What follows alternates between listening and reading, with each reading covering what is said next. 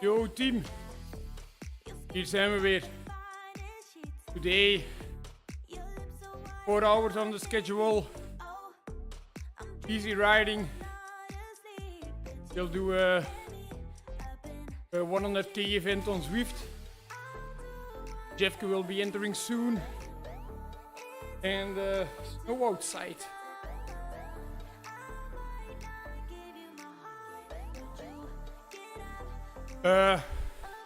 Ja, de planning stond op de start van het event. Ik ben al een beetje vroeger gestart. Straks sauna sessie. En dan rijdt Jeff 3:30 en hij komt mee in de sauna. Yo, alles goed. Alles prima. So today we have 4 hours. Tax. Fifth. Afterwards, go in the sauna for about 45 minutes. We'll be measuring core temperature at all times.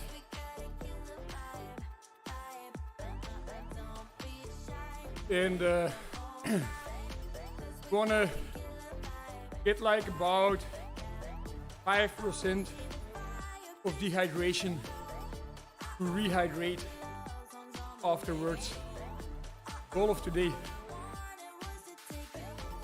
Whoa, that's wrong. Indeed, that's wrong.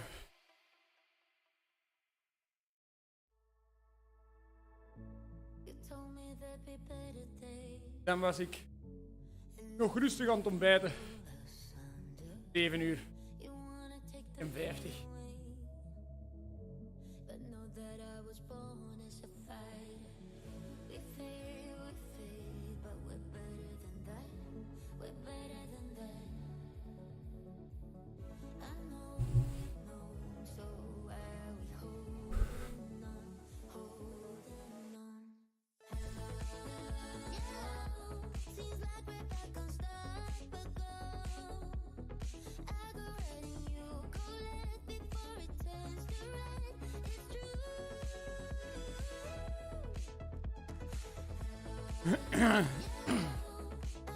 Doing like a pace partner ride. At the moment, just rolling today. 4 hours, easy endurance. And yep, we'll see what topics come up. Here also it's currently snowing. Actually quite full, yes. The roads are full of melting snow.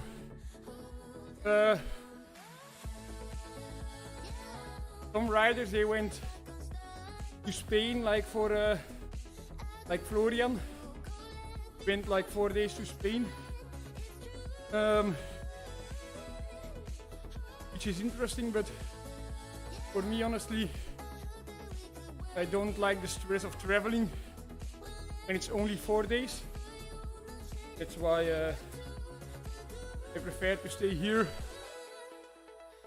And in the end, my schedule only yesterday and today that are serious workouts that I would have preferred to do outside. Yeah.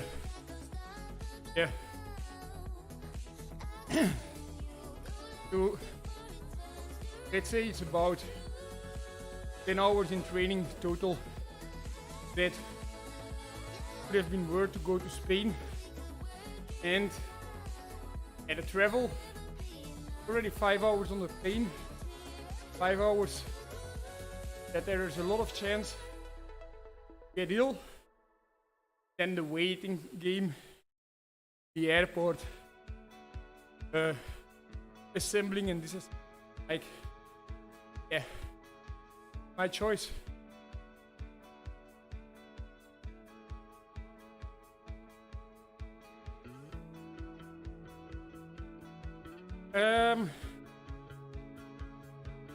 So nutrition-wise,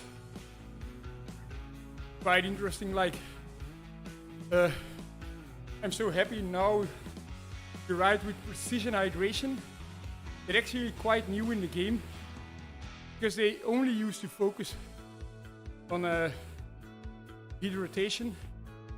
So like ORS, different strengths of ORS, and a lot of riders were using it in the pro peloton, but then they developed like a sports drink and gels. And I started testing it last year. I test always different brands, especially on training. You know, you want to know what the competition is using. And I was so pleased with gels that I set up like conversations for the team with precision hydration. And now they are our official fuel sponsor. They are limited in the fact that they don't have bars, they don't have recovery. But actually, that's not really a problem for me.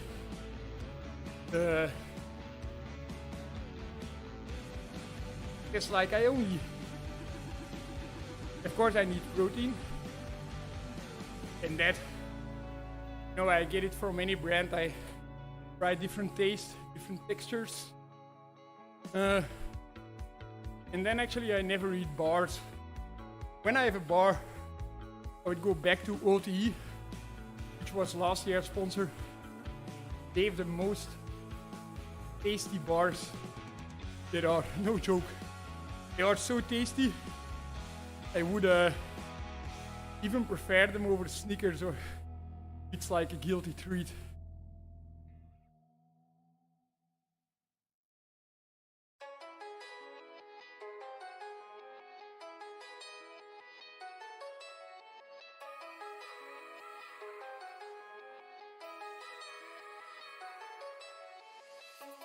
Caught you on a good day.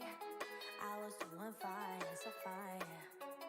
I'll talk to them about food, but actually I don't think they're that expensive if you compare them to the to high-end products.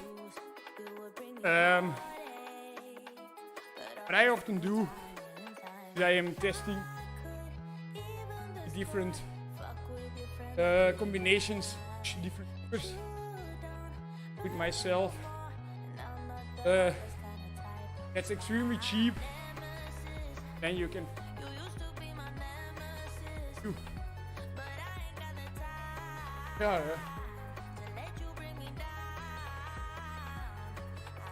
Zo. Dit is normaal een doos van mij bij ook.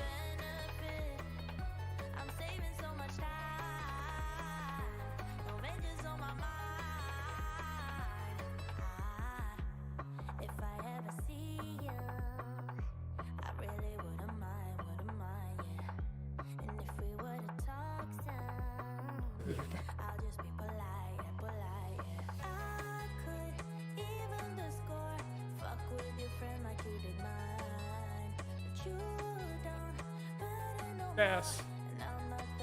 Tempo. What?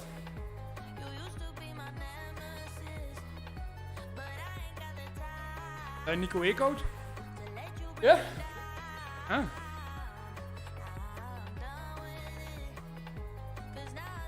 So the tempo will be tempo that gets you to the throat, keeps you there permanent. Only 2 hours 30 or less. So it's just how long can you handle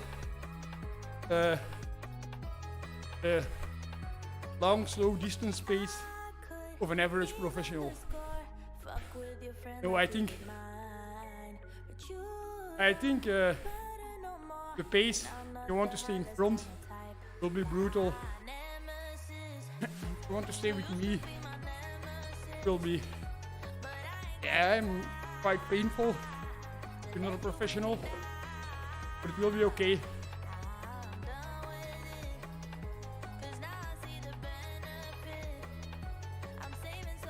Won't do any surges or anything like that.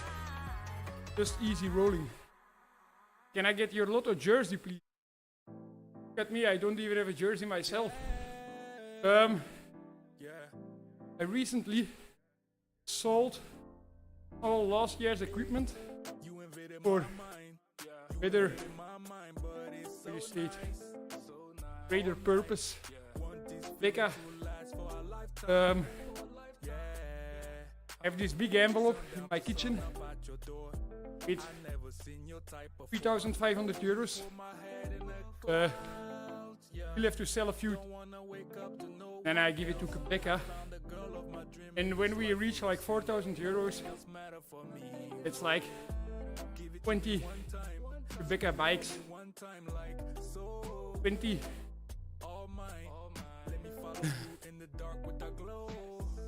20 lives changed like that. So Naren, David de Smecht, Farhan.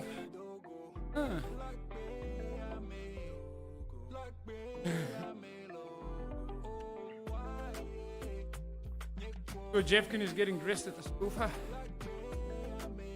He will join soon.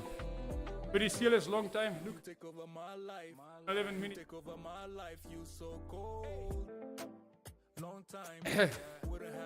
Jeff Bottles.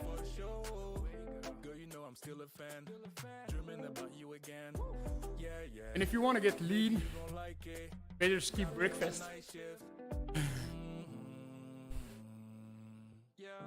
Very smart to skip breakfast.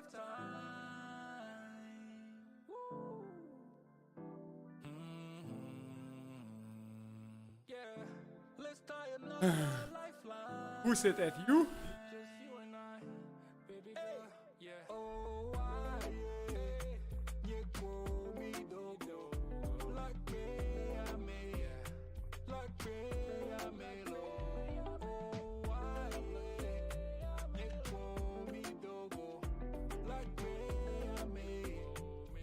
Hey Jorne. Manu, well, I don't know what they say, but we're not Shimano sponsored. Otherwise, there would not have been a chance that I could ride with a better product than Shimano itself, because that's probably the worst commercial ever. But as we are not Shimano sponsored, actually I can do whatever I want to talk about, you know, the group set.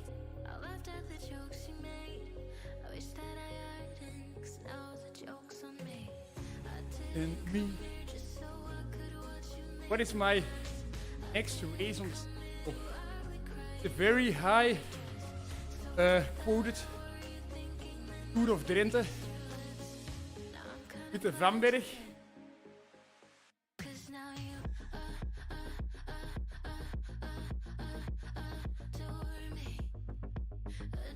Yeah, but this weekend, here and in Drenthe, will be summer. Like, it will rain, but it will be 15 degrees.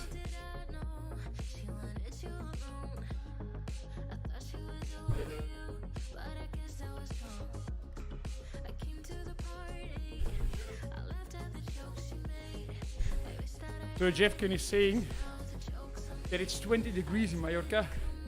I've heard that in close to Calpe it is 25 degrees.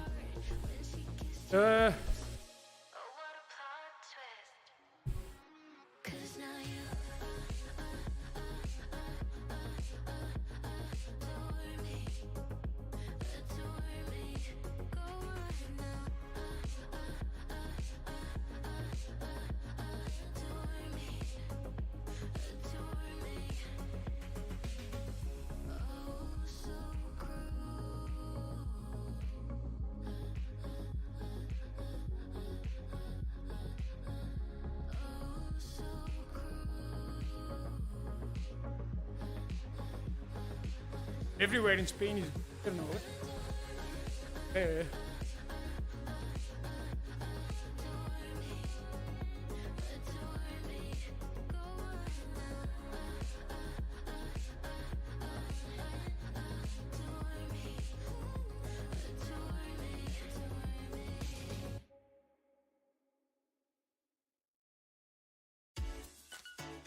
So it used to be that every pro rider that wanted to be meaningful in any kind of way in the classics, then you had to do Paris-Nice.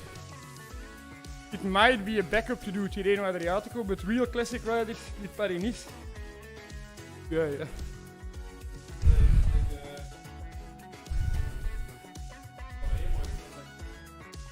Nobody hears you because no mic. Yeah, Milan-San Remo is maybe different because of Italian riders that sometimes perform good there, but in general, the majority. Hey, let's go.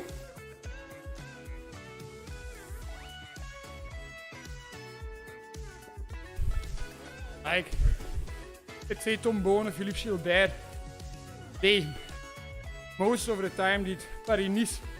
That's also why in Paris-Nice, when there's wind, there will be echelons. In Tirreno Adriatico, when there's wind, nothing happens. More a relaxed race. I would say I have preferred Tirreno Adriatico because it used to be always the same time trial. You knew quite well what to expect. Paris-Nice, or you know, you don't know what you're gonna get. It can be brutal the first days, or you can ride at 100 watts average.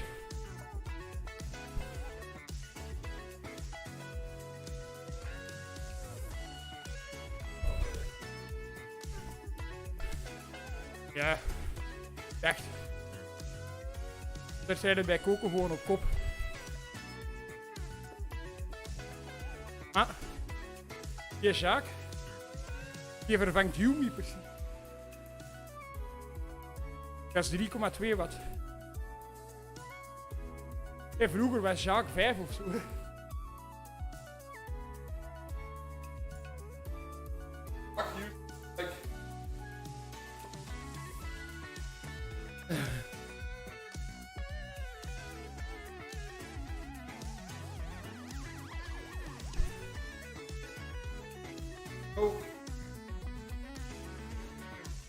Yeah.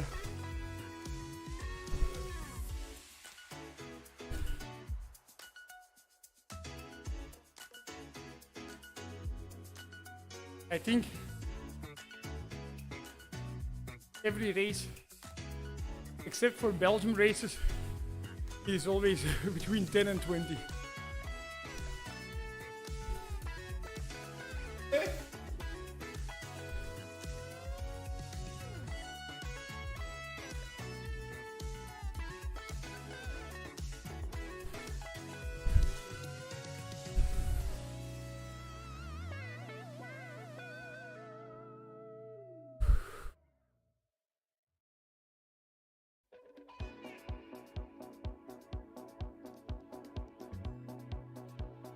Heel vrij. Pixannen joint.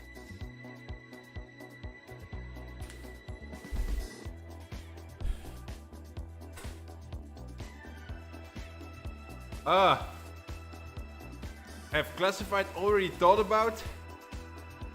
Ride a really big chainring. Shift. Cannot shift on the front deck. True, eh? They need to build a hub. The Zwift hub. Zwift hub. Things get expensive.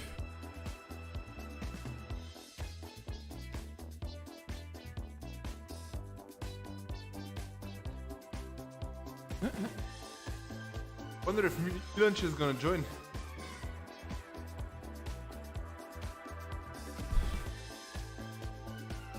At Milan at try to follow the pros at Milan at.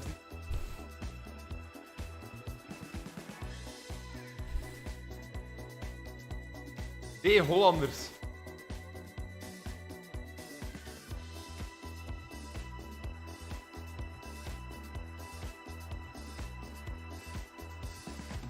Hollander. 3 Hollanders?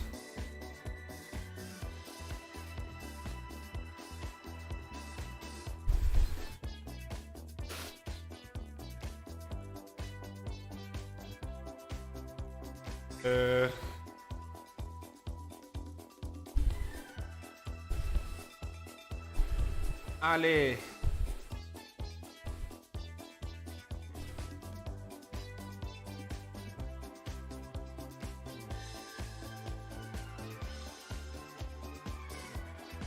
Bailey.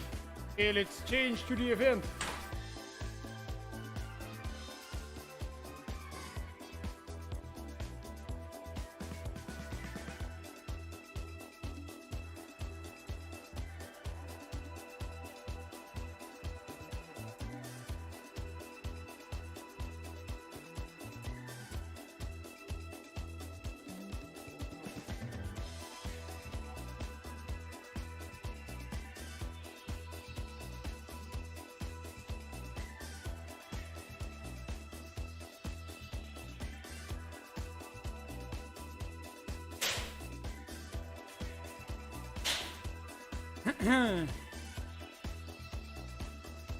On a winner's day.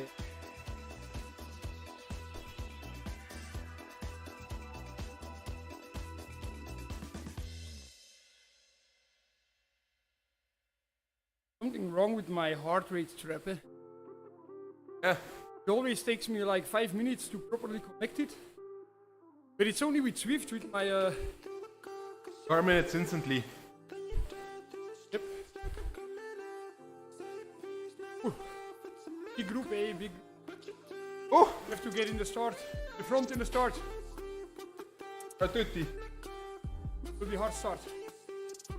I'll go hard in the start.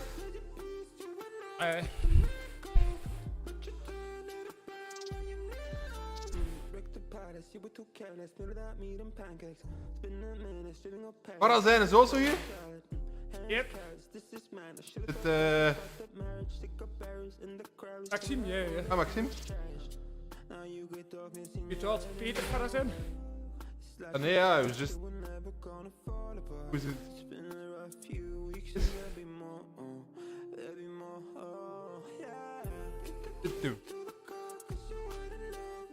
All the leaves are brown and the sky is.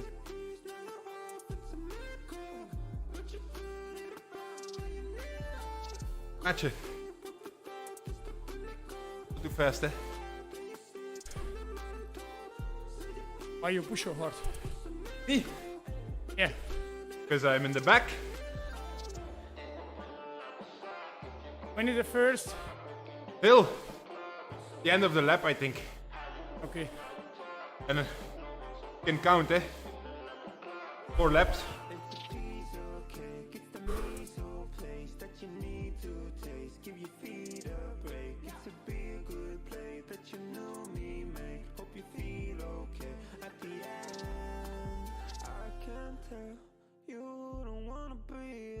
Hey, Maxime Farazijn also has a veke.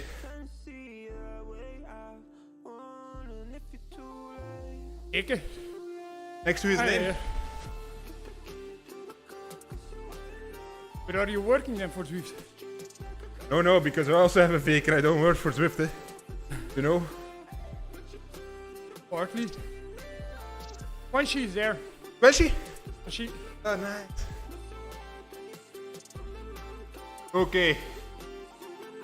Tempo settling, eh? Long one. I had to join late actually, eh? Because just missed the start. Yeah, but maybe. Yeah, because you can see riders dropping into the group. Yeah. So I think to join late. 33 riders are already on 10 seconds. In front. No, back. Come on. I'm 52nd right now. And I'm at the last reel. Squanchy is also in the right. Yeah? Yeah. What's his real name? I don't know.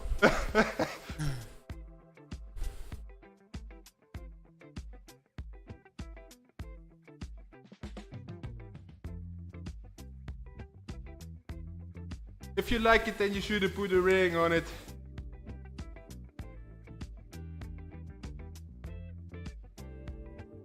Okay.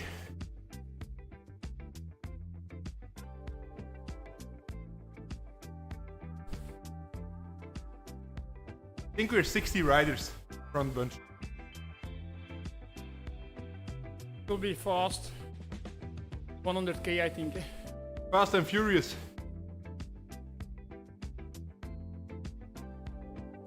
But right now the pace is good, eh? But on the hills, I'm not looking forward to it. Squanchy! Squanchy, full. Tarnished. Full tarnished. What nationality is it? Oh. Wales or something? I think. Check. What nationality are you, Squanchy? Squanchy. Milan also watching? Milan, don't ride on the front too much, eh? This is your coach speaking. Not like Victor, eh? Pushing the pace on the front the whole time. Ah! Look! Two guys joined late. Where do you see that? On your screen. We're in 61 now in the group and we used to be 95. Yeah.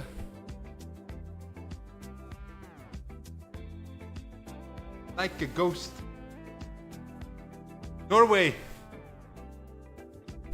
Also snow in Norway? There's snow in Norway. A lot of snow in Norway?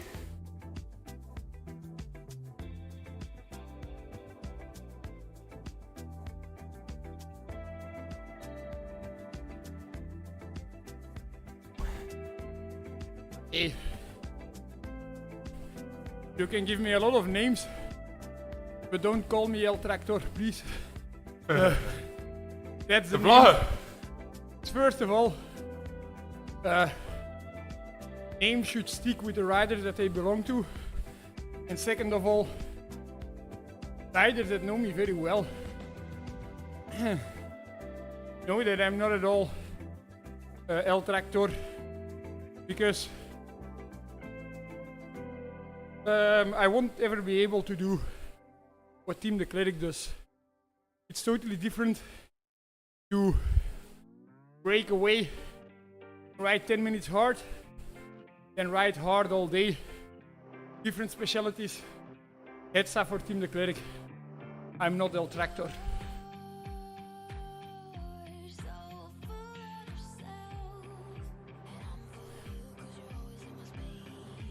Always warm in Watopia. Jenny Merchant is also here. Yanni! In the second group. Yanni! Voedingen! I need voedingen. I didn't have breakfast this morning. The bottle of Alpacin is with. Yes. Sugar. Is 10% of osmolarity. Oh, so nice. what we do is. That's what I need today. What we do is we drink the big bottles, first hour and the second hour. Then in the third hour we drink the voedingen, and then in the last hour we don't drink. Then we get crispy in the sauna. It's crispy. Here, Lawson, S. Lawson, just joined late. That's assholes, eh? Nick Sonnen is trying to close the gap. Ixanne, Come on! Frankaart also here. Is it Gregory Frankaart? You remember Gregory Frankaart? Yeah. You know Small what I rider, remember him small from? one? Once I did a tour of Belgium, and we were like leading somewhere in Rochefort, I think. Yeah.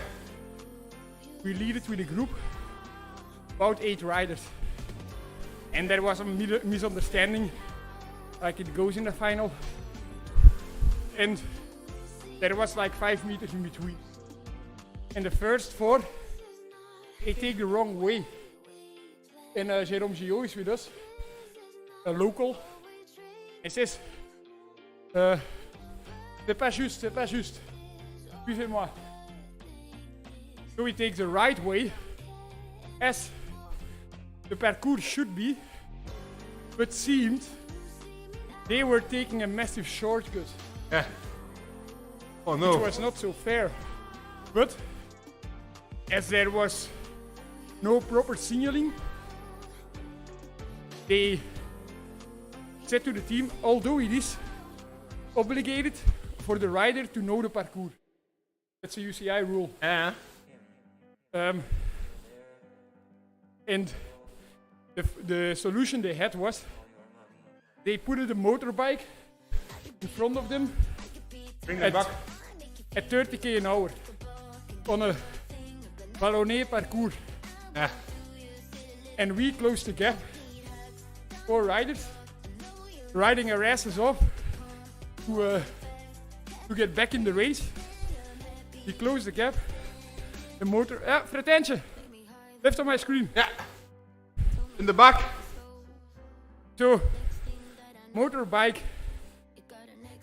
gets away. Frankaart attacks immediately. We are cooked and we don't follow. Frankaart goes solo. But his defense at that moment in his career, He was at Ovita or something. yeah, he was riding properly hard. He had an unfair advantage in that race, And he exploited it.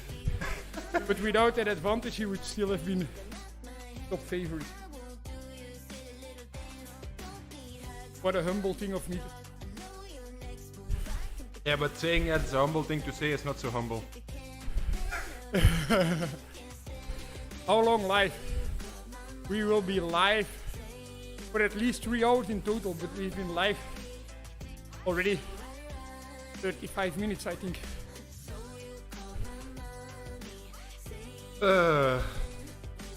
Where are these tech questions? What tech questions? Soon, the race will explode.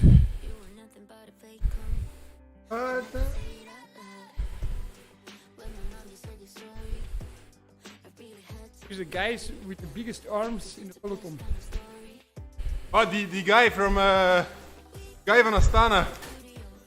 Die Gleb of zoiets. Nieuwe lead-out van Cavendish. Lange armen? Nee, zo'n arms, maat. The bodybuilder, that guy. Amazing.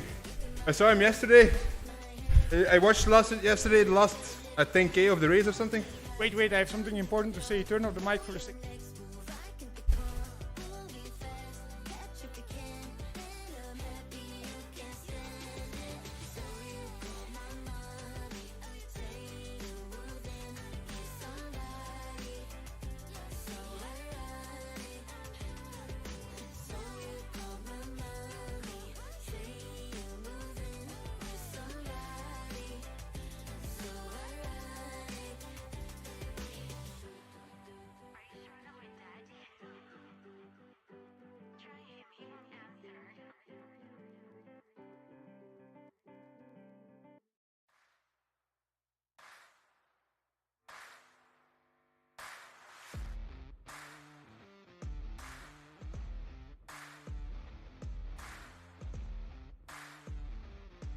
Okay, that was a... Bodybuilding intermezzo. Yeah. We can't share everything on the channel. You know, we shared so much already that All are intimate.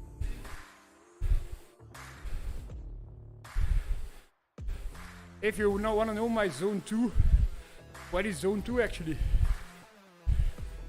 I have a zone. Hi. I have a zone that feels like I can still talk and I'm somewhat riding easy. Then I have another zone where I go as hard as I can. I only have 2 zones. Still talk. What? Yeah, you can still talk. Like So I only have 2 zones, zone 1 and 2. So for me this is zone 1. Hey, see? Pepsi Rizza. Like a gym guy. Yeah, gym bro.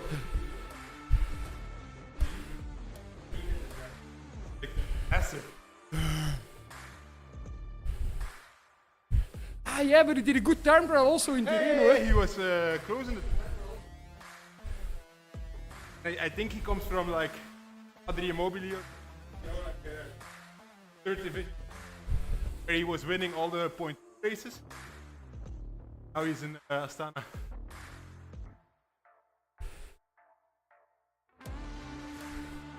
Oh, but back to the question of the zones. I honestly don't know what is meant with zone 2. But I think the colors on the screen, like right here at the bottom, they indicate the different zones that you might define as zone 1, 2, 3. Yeah, if they talk about zone 2, is it about, Wondered what. yeah, but is it like, do you have 5 zones, something like that? It depends. There's a lot of different 5 zone systems. 7 zone. Oh, Yeah, so it's not so strange that I don't have know. no Yeah. clue what he's talking But about. zone 1 is like 2, it's like below 200 watts. And zone 2 like 100. Yeah. But isn't it like my FTP said at teet watts in Zwift? And then they Yeah. calculate the zones like that, and that Yeah. the blue zone is zone 2.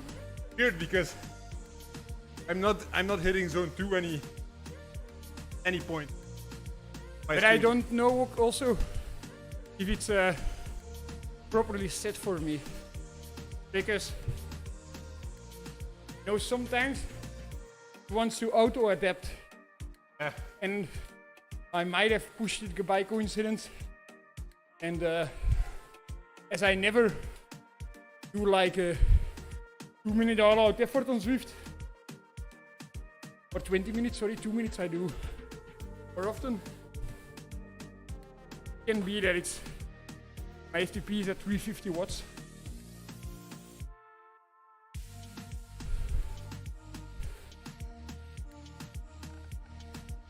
What's happening on that classified system? I think that as an edge on Shimano, partially. What is an edge? Voordeel. Stap voor. Ja. I think the biggest advantage of ETAP on the i2 is that the derailleur is designed to also be used with one chainring.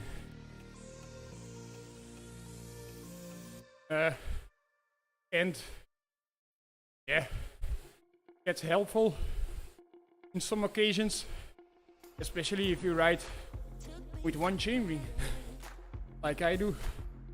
Next to that, I never use SRAM, but Yuri Dejevke. Yeah. I would think the disadvantage that I think will be solved now is you used to lose the battery sometimes. I never lose the battery. But the battery is ice really. Ah, okay. But Like, don't use it for a week. Battery it. I have a mountain bike with SRAM, Yeah. and it's very easy, as my mountain bike is not indoors, in the garden house. It's more easy, in my opinion, to charge a SRAM battery. Yeah. You know, Also on the road. if you're in a hotel or even in the car, you can more easily charge it. Otherwise, you need a long wire. And big advantage I feel is you can just battery in your seat pocket. Battery dies. Battery with. Yeah. And of course, you still have to. Battery still life. I do like the looks of SRAM. I don't at all like the idea that you have to push simultaneously left and right to shift on the front derailleur. And then also you don't know if you're big or small ring. And even as a pro rider, I sometimes can tell you that you think you're small ring, but you're big ring, or the opposite way. So it can happen that you shift and do the wrong move.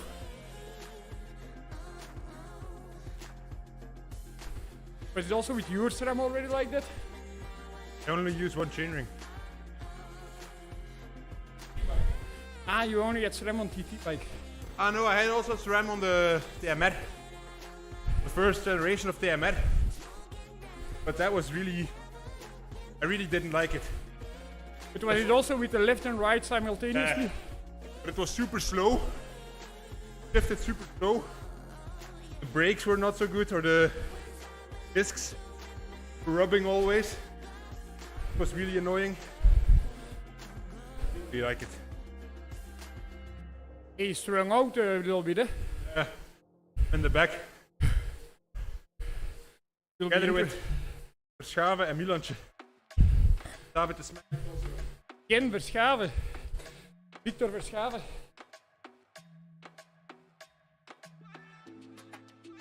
Strava's drop. Oh.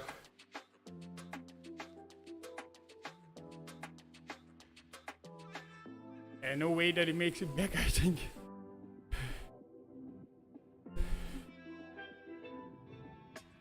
Milantje always just bites on Zwift, so Yeah, but don't. I so often talk about it with pro riders. Like, I have the feeling that the system, the algorithms of Zwift changed, that a group ride is more easy now. Yeah. But I think it's just because I understand it better now. Still, a lot of pro riders, they don't want to do group rides on Zwift. Hard. They say they're all cheaters. I get dropped right away. It's not possible. It's just a mindset, you know. Look, I'm not at all paying attention to the ride, and I'm just, you know, cruising. Of course I have to push, but it's these rides, this what's it called, Flanders Endurance Series. Yeah. They are Very known racing, to be hard, so it's, you know, if you never ride on Zwift and you're one step behind, you know, you have to be all in all the time. If you're one step ahead, you know a little bit of parkour. You have Jeffkin next to you telling you about the parkour. Yeah. Like, Averaging. yeah, but even like the early morning sessions I do quite often, after attention, I Back. made it back. Check his heart rate. Let's check his heart rate. I can't.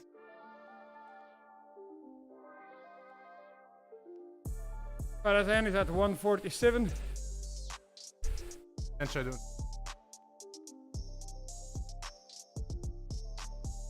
You have to look on my screen, but Doesn't.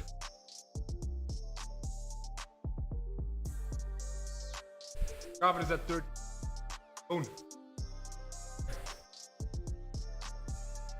I think Milan will pop up now on my screen with the next refresh. Or Yeah, but heart rate. yeah, I hope so. I got the same problem I have. Heart rate is like a problem. After 10. He's 1:45 now. He has better drafting than I do. But I think also if you just like the stress of riding in a right, if you're not, I can get dropped, I need to focus, this and that. That's an extra stress, eh? Some riders not used to add stress, eh? And what is adding stress? Zwift. Yeah, Zwift. Ah, Stay focused to be in the group. yeah, but it's of course adds stress. But there's the advantage of Zwift that your body is stressed and focused. Yeah, but I can imagine like for a group ride, if you're not used to it, or a pro, just want to go or have a eat ride, can be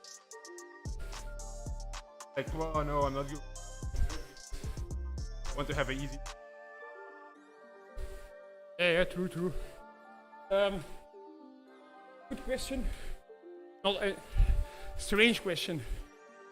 Don't I do? Is this the petty KOM? So, like a 2K climb. I prefer in the first 10 riders. Makes it so much more easy over the top.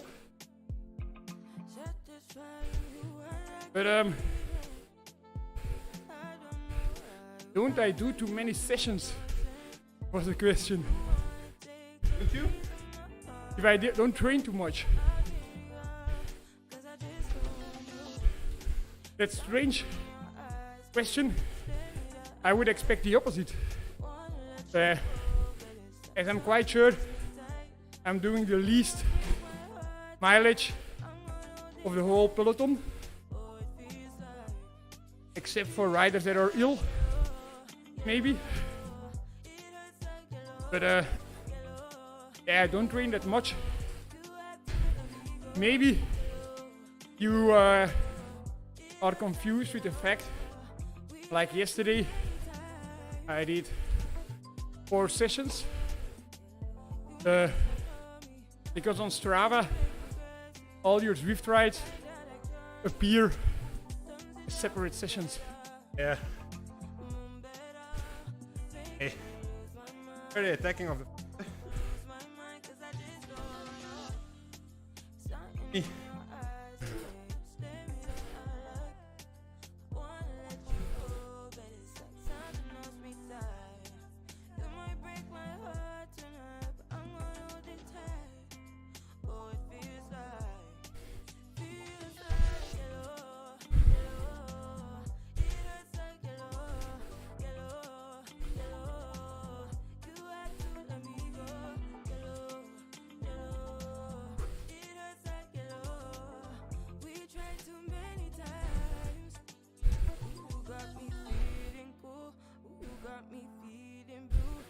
Wow, 400 watt. Voor u. Ja.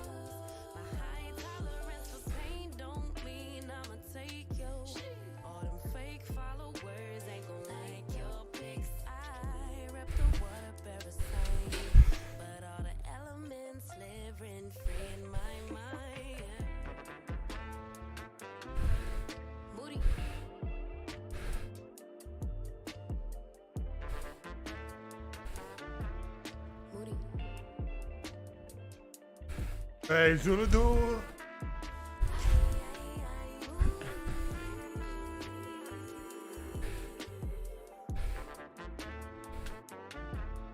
Moody. Oh, you big moody. I crave love and attention, but I keep everybody at a distance. If I build it, will y'all really come? About all these panties, but I really don't wear none. I like boys and I like girls, but I love my baby. Some may judge, but Emmanuel is still God within Best op. me. I don't drink liquor, but it's something about a champagne toast. Yeah, I don't know why. But I sure could float. I left the water beside, but all the elements live rent free in my mind. Yeah. Moody.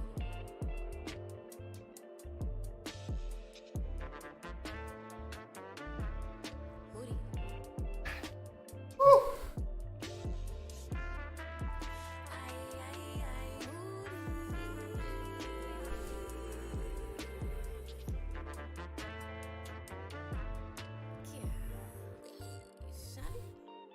Jij zit erbij?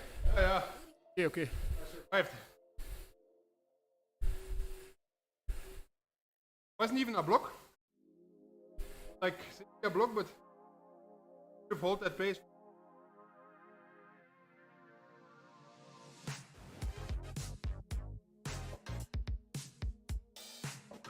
But still, Why?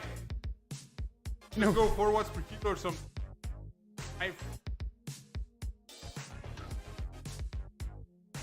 First relaxed.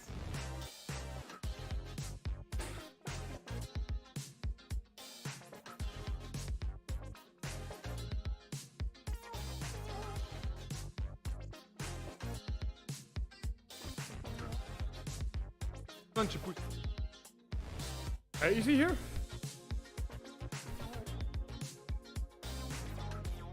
Oh no, it was this guy.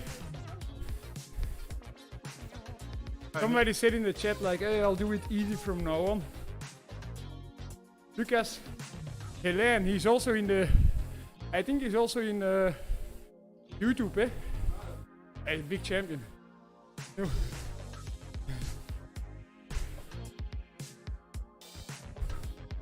Hey Lucas, are you still on the YouTube session?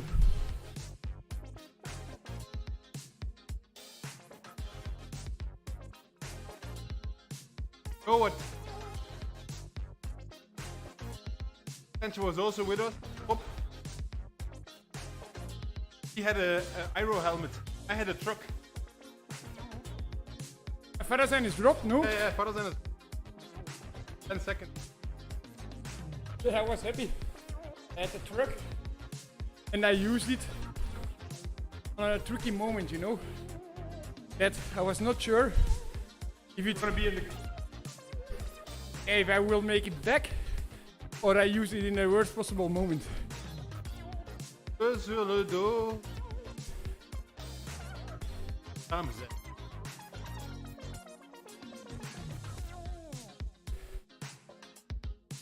Oh. I think I survived. Happened.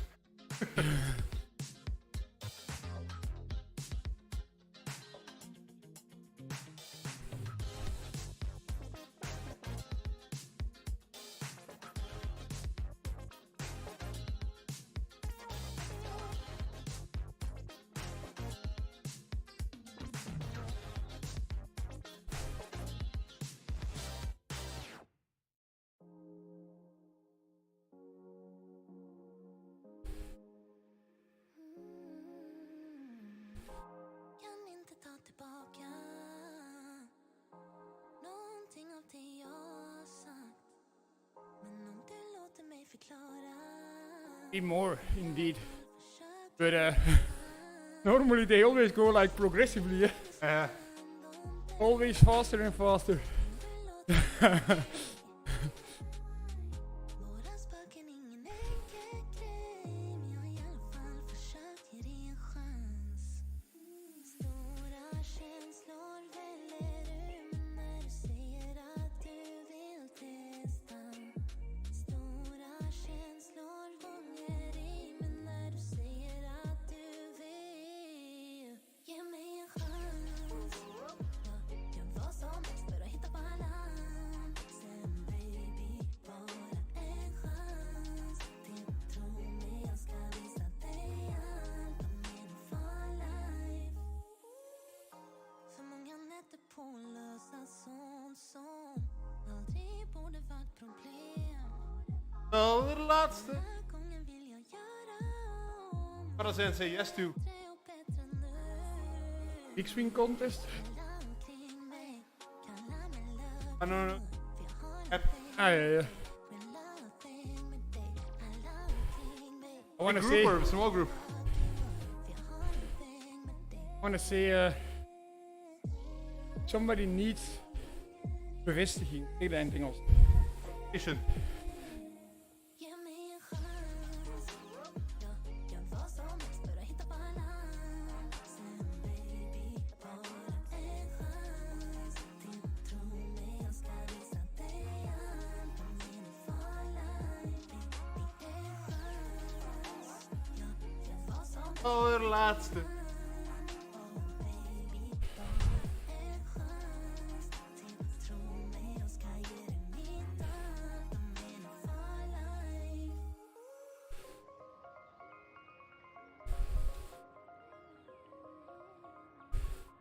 My favorite bike.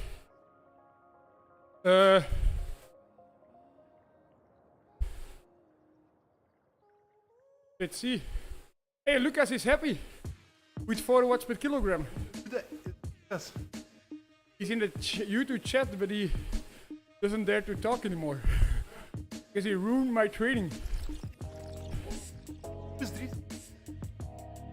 I used to be very good in. Was it the guy you used to with Medtech? Yeah, yeah, yeah. Point? Oh, yeah.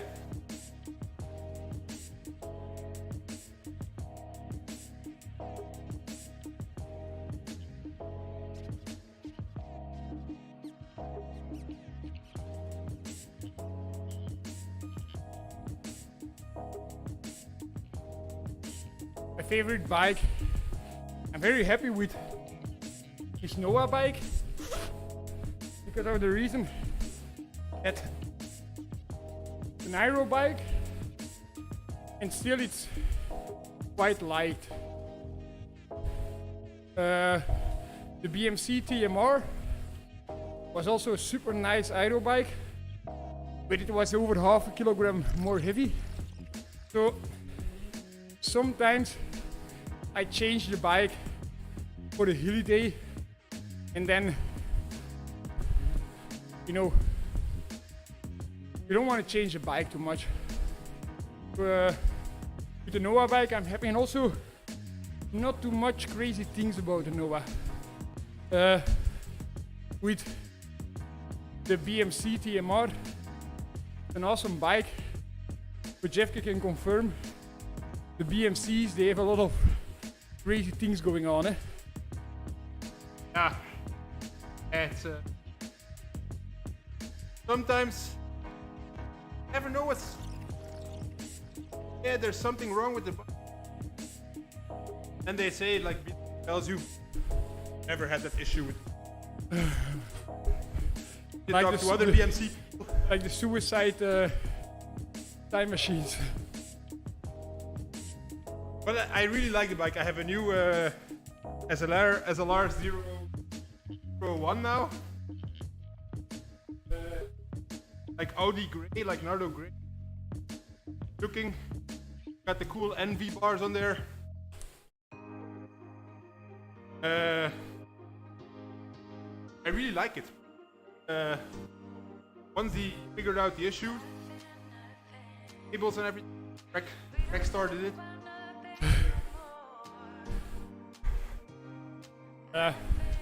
Een bonus 6 that I go 2 per uur faster with a specialized sort of Pinarello. I think compared to Colnago, eh? Colnagos are... Yeah. Actually, I think the Colnago bikes are not that bad anymore. Eh? 3 years ago. They are fully investing in innovation. I can say with the hand on my heart that I don't say they spend it in the correct way. But in Colnago, the most money is invested in innovation at this moment in time. And yeah, sure. It's owned by one shack. By the team. Same guy who owns the team and same guy who owns Wolfie's bike shop. Like a bike shop in the middle of the desert. Yes. No. That is like the opponent. Okay. And like he also owns the... Yes, he owns Whoosh also, and you know the bike shop, you would think he's on the same foot as Yas. But then when you get deeper into it, you know, they are even the distributor, Yas, has to buy their stuff. Ah, okay. You know, Probably they... less branding. A lot of brand.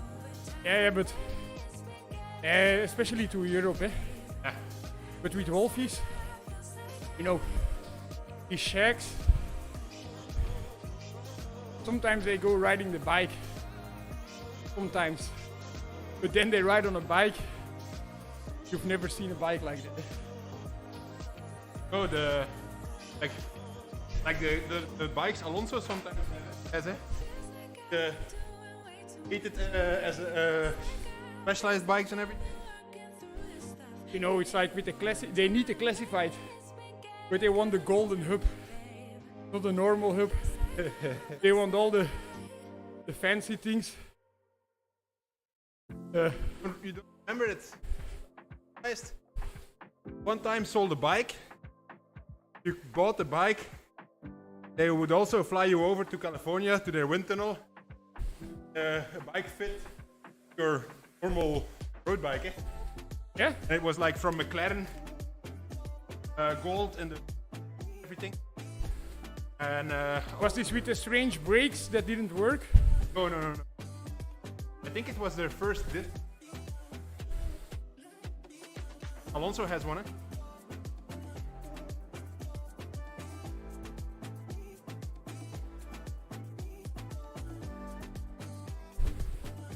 Oh, like known guy, eh? Talking about Alonso. Know him, eh? Known everywhere. Yeah, sure. We were in a GP Krikkeljan and he called Nicolas Maas. Hey Nico, where are you? I want to get in the car to follow the race. And Nico said, yeah, but I'm in Messina. I'm not in Siena.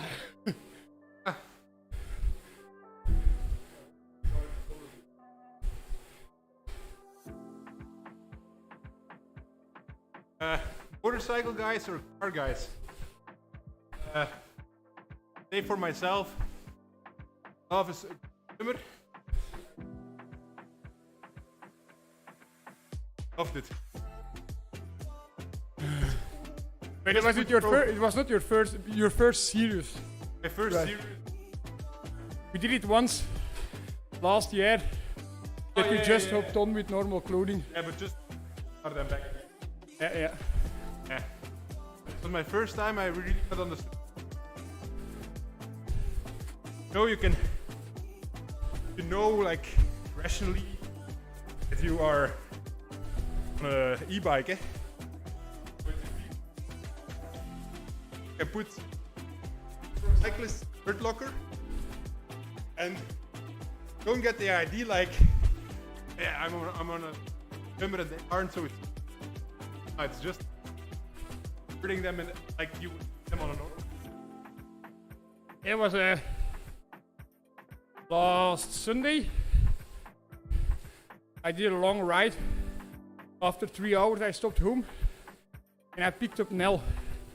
First, he was a bit like, oh, I want to do like a normal ride, not on the Strömer. I also want to do a workout. But I said, let's just have some company. We go in the Flanders Hills. She rides a bike well, but we cannot ride together in Flanders Hills. I want to do serious workout. And she did 90k with me. And from Oudenaarde back to here, I went 48k an hour behind the Strömer. And we arrived home with 30% of battery. Oh. Yeah, but it was very nice because she was not too much suffering. Because actually you can choose how hard you pedal. So we could ride next to each other and talk. Okay, you weren't riding behind her. No, we were some hills, like some of the easy hills, like Hotond. She paced because you know it's a hill and I'm more suffering, so I don't really want to talk. But in the downhills she dropped, and then she's always coming back very fast in the hills, and then we talked.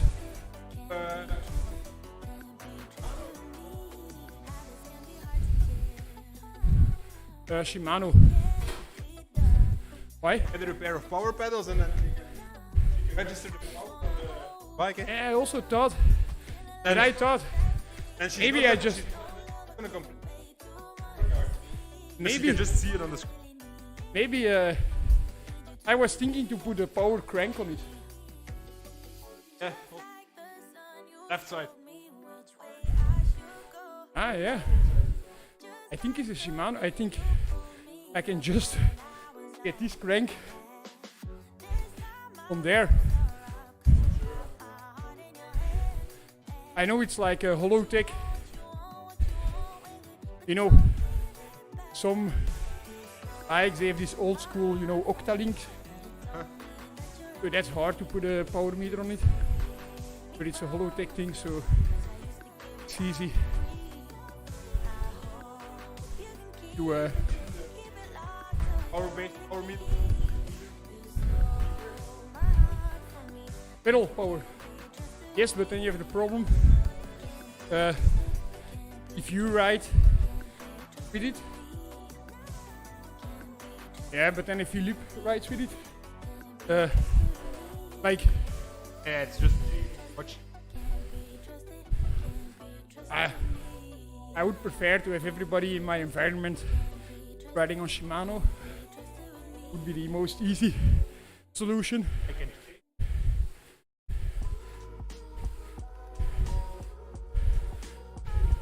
The good thing about you riding on Look is I have a lot of spare pedals. You know, First, over the years you collect some.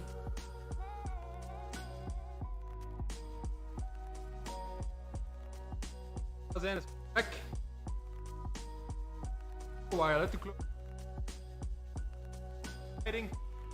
Dave. That, Yeah, a long time ago, eh? 10 kilometers ago or something.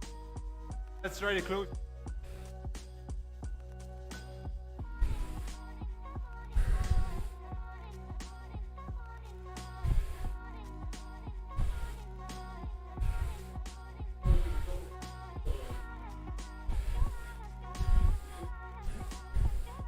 Nick.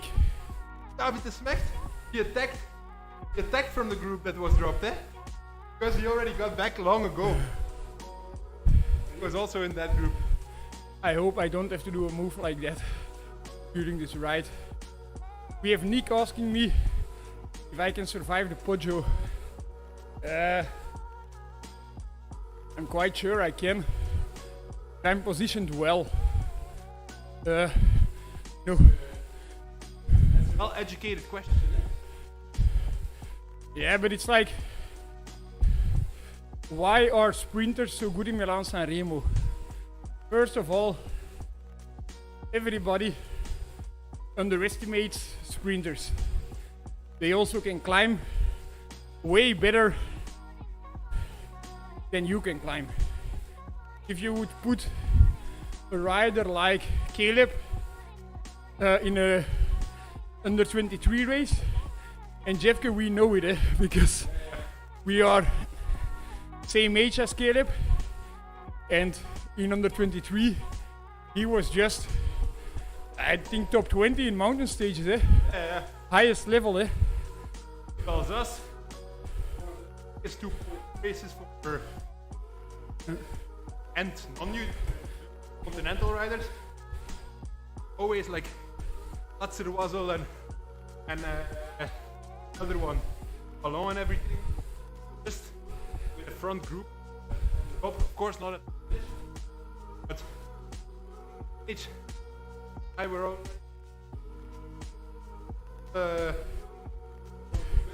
Hey, but I was training for the Worlds, You remember? And then that Leonard Hofstede comes up to me. Every time it was uphill.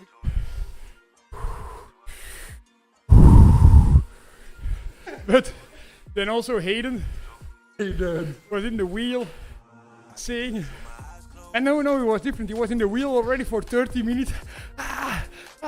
Victor, wait. Going all in. What the fuck are you doing? I think it was Luke Durbridge telling him, hey, what the fuck are you guys doing? And then Hayden, yeah, what are you doing?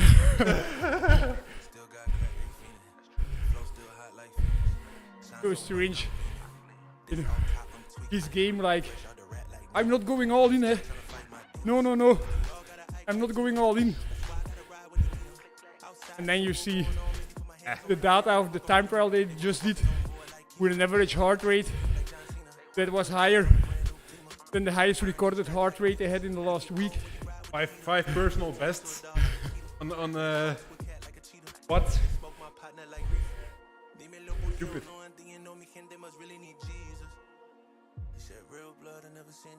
I can tell you, I'm always a block. Always. All in all the time. The best with Jeffken is he just needs some social pressure. Oh yeah. Sure. But then coming back to this question, first of all, sprinters ride good uphill. Robert Forsterman, if he does a 200 meter sprint against Caleb Ewens, I think Caleb Ewan won't be in the same second. You won't be close. Even when he's starting in his wheel. Sprinters are also, endurance athletes, because cycling is an endurance sport. But they go hard uphill. And then it's a bunch sprint going to the foot of the Poggio. Position means everything. I can easily say, if you approach Poggio in first, or let's say third position, or if you approach it position 30, if you want to make it to the top of the Poggio in the same group, that will be a difference of 50 to 60 watts, easily. If you're in position 100, you will have to push 150 watts extra, easily. And the first riders, they also go after 300 k's of racing. That's over 7 watts per kilogram for 5 minutes. So 1 plus 1 is 2. Even the best climbers won't make it over the top if they're not positioned well.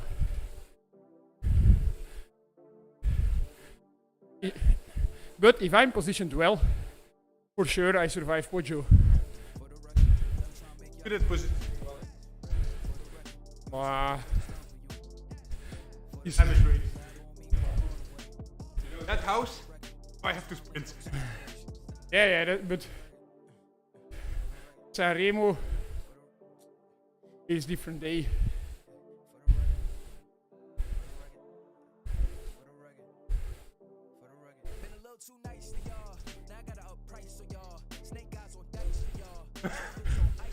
No, I think your mic was sometimes closing before the end of your sentence. Okay. Should be better now.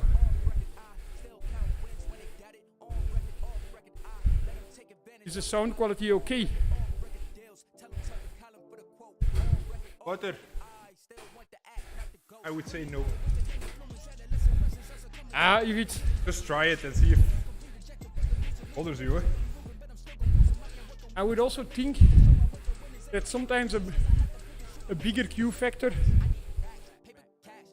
for a lot of people is actually better. If you have brede hips, your pedal is more. Yeah. But if you're really worried, if you have different bikes with different Q factors, not super great. I have to say, I don't complain very quick, but I'm changing bikes very often. So I have this one, Victor's place, and at my home I have my my TT bike on rollers, and I have my my track bike. Then I have my road bike also. So I'm changing bikes very often, and I have to say, sometimes I cramp up, like in my hamstrings or whatever. I think it's from changing positions. And I also change shoes often. I think that's why it is. Eh? Yeah, it can be. But about the Favero, is your name in the snow? About the Favero, it's not really a problem if you're riding Luke. If you want to ride Favero Shimano pedals, which is possible, then things get a bit more difficult. Because the Q factor with the Shimano pedal increases really a lot. I would even say if you want to ride power pedals, Shimano, Favero, better go for the Garmin option. No, Favero, they enabled the option to combine it with Shimano. Yeah, I know. But they also communicate themselves. This is not the purpose of the pedal to...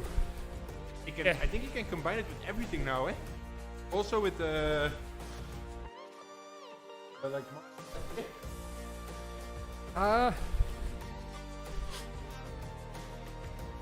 I know Garmin is very good at it. They, you don't have to be the MacGyver to do it with the Garmin pedals. They just sell kits to kids, not kids. They sell kids? What? So you can DIY it.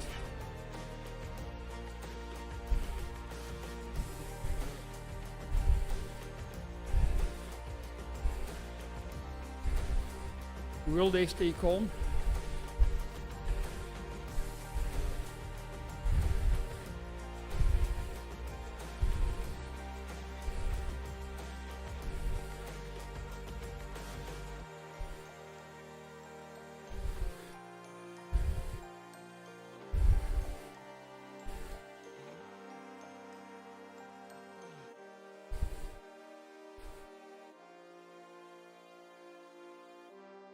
I have to talk to Alexia, eh?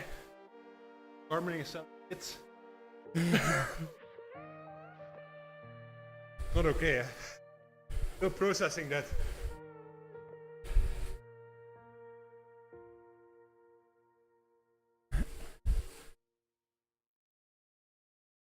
wanna take it slow. Just wanna let you know.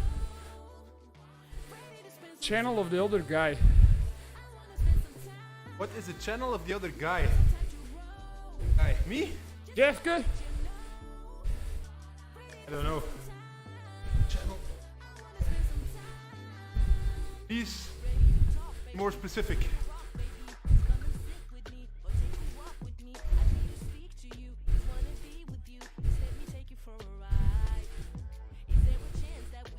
If you believe in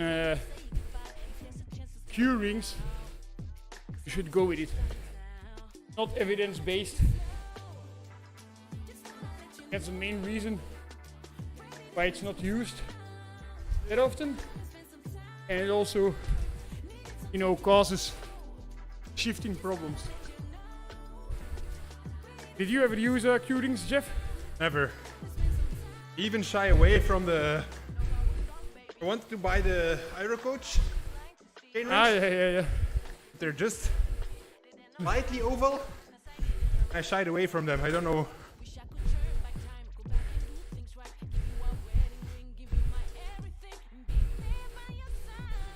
As Squanchy knows it, hold your horses.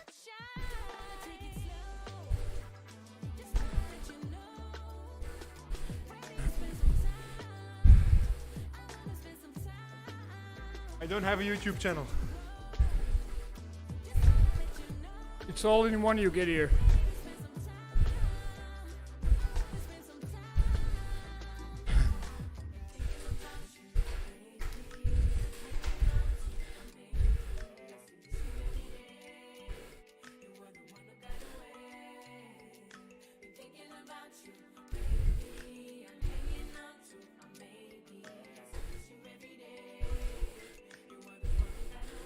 Over 4, but it's. Yeah, this is Again? I think the last one, everyone was a bit on the limit, and now everybody's just praying to stay in the group. What do you think? We go from the back, we put them in the hurt locker. Yeah, but the last corner, only the last 2 corners. No, that's, you know, things get out of hand when we do that.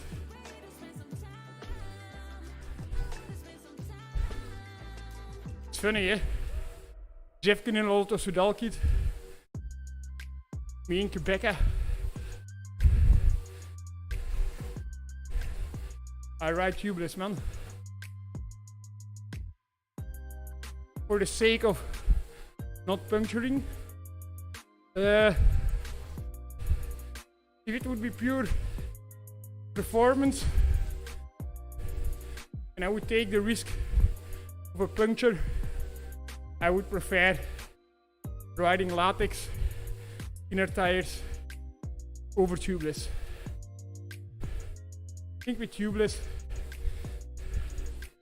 slight chance of putting too much sealant in there. When it's too little, one seal. The press brake at That's the why. top, eh? Don't forget it.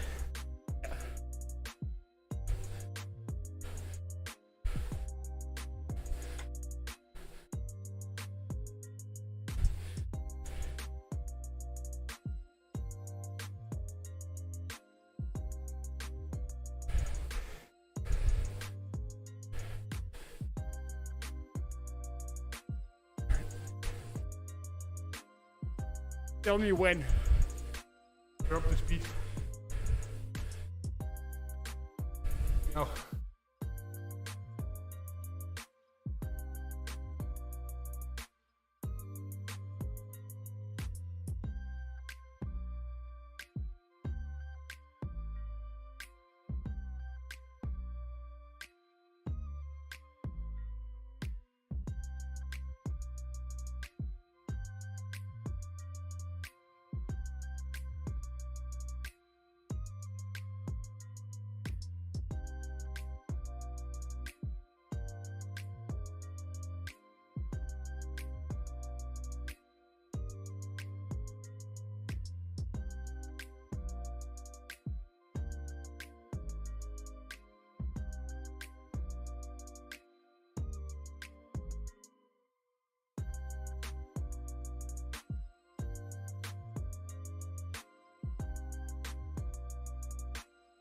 And we're back. Ah!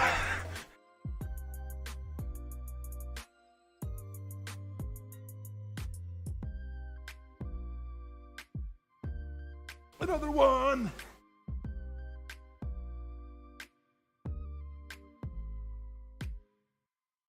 Ja. Even wachten. Okay.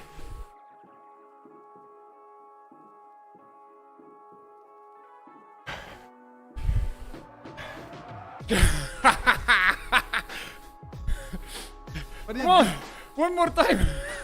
One more time. Ah!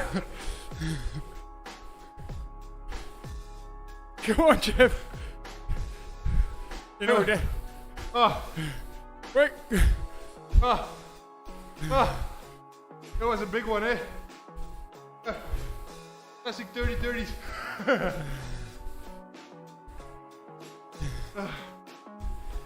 It was more 10-10, I think. Yeah, but felt like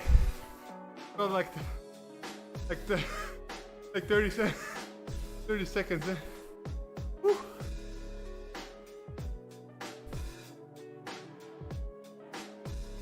Only 900 watts.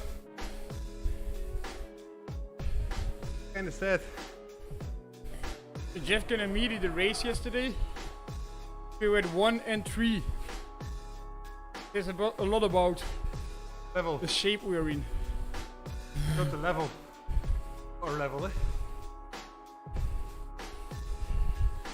Hey Noah, I used to cut a hole in my bibs where my knee was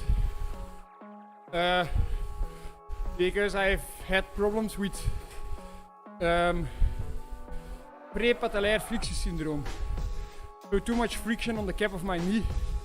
For this reason, I cut a hole where my knee is to get rid of the friction there. And it works actually great.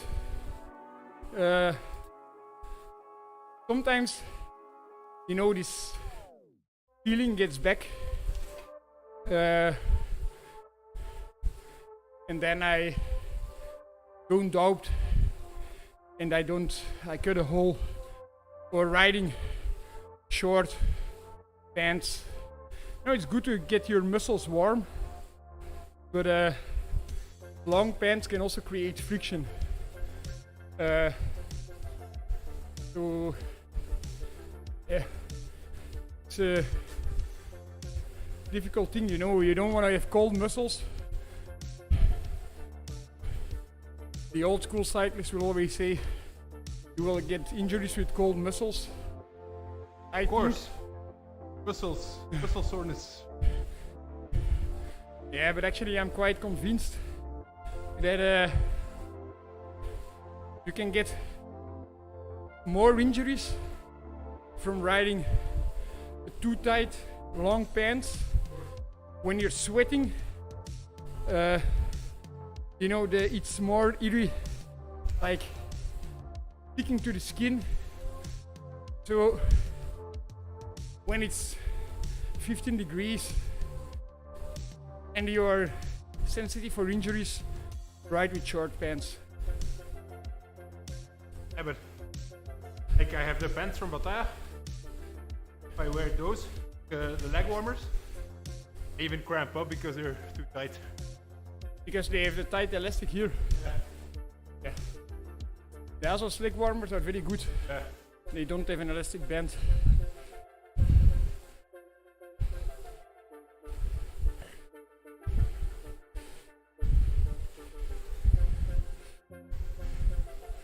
The Q thing basically.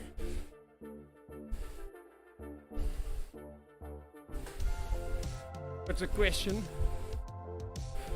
And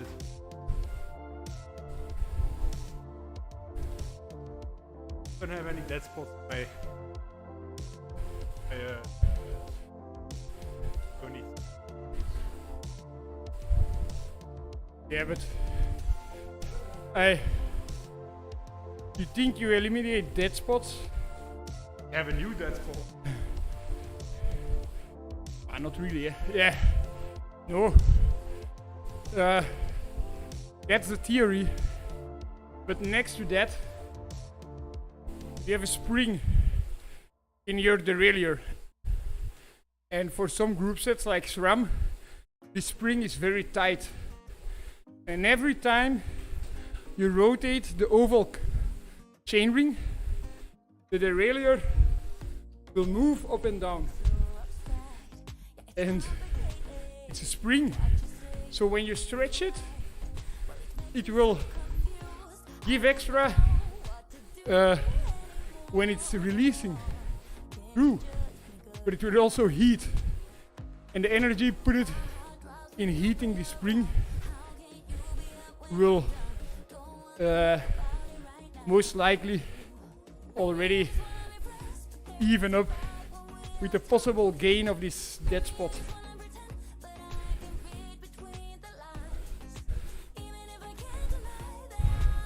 But Jinga, when you believe the curings make you faster, you should use it. Because there is also no proof that they make you slower. Have you already tested the Aero base layer? Nope. I did. Already tested it with the team.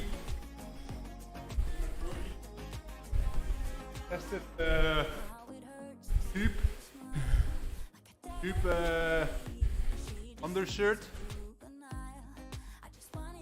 I don't know what the rules are now on TTing, but if you can wear them, I'd suggest you wear them. Aero under. They usually are legal to have fur. Ah yeah, Squanchy. He talked about this already during the first lockdown. Materialize. Before Before. in Namibia. In Namibia, yeah. But materialize. You don't need a mirror, that's for sure, because that will fuck up everything. You're watching straight. Yeah, you know, it won't be possible for your brain to handle with a mirrored view. But then you would maybe need 2 mirrors to undo it, or you just need Prisma glasses.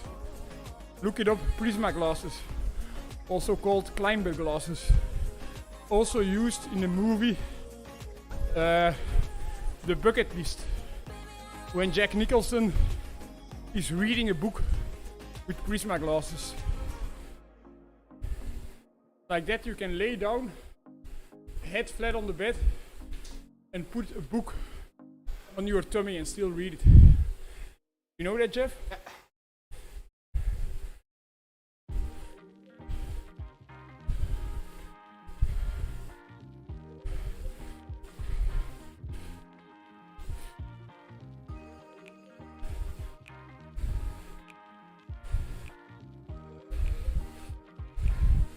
Yeah, Squanchy, we also thought about the same thing as you thought about.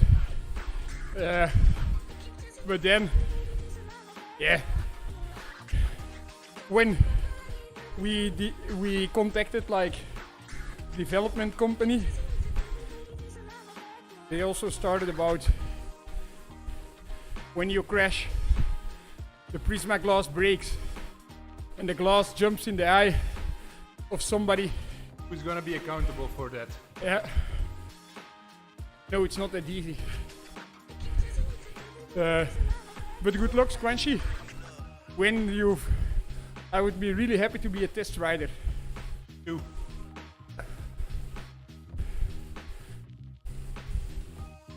I don't think we're smart. And also, We're maybe in the 5 smartest percent, but we're not smart. but also, they already did it on GCN, so it's not that groundbreaking as you think. For us, Always, if you have an idea, you're always in love with it, because you think, high ID, best ID, this and that. Then you start looking into it, and you see it's not actually that good of an idea. Or that maybe not that good, but maybe not innovative. And if you file a patent, I don't know if you know that, but the examiner of the patent looks for two things: the innovation value and the newness. If it can be new but not innovative enough, get a patent. It's not easy to get a patent. I have 3 patents, I think, in my name now. It's not easy to get one, I tell you. But also, you know, you don't have to patent it. You know, just develop it. It will be a very niche product, you know. Yeah, but still. Actually, what happened to the bar guy? I was thinking about him all. That's marketed. No, he's still making a lot of speed bars. Yeah. Yeah. Because I thought he got out-marketed by Aero Coach. No. Still like Remco, Kasper Asgreen, Walscheid, Yves. No, he had a yellow jersey in the Tour last year.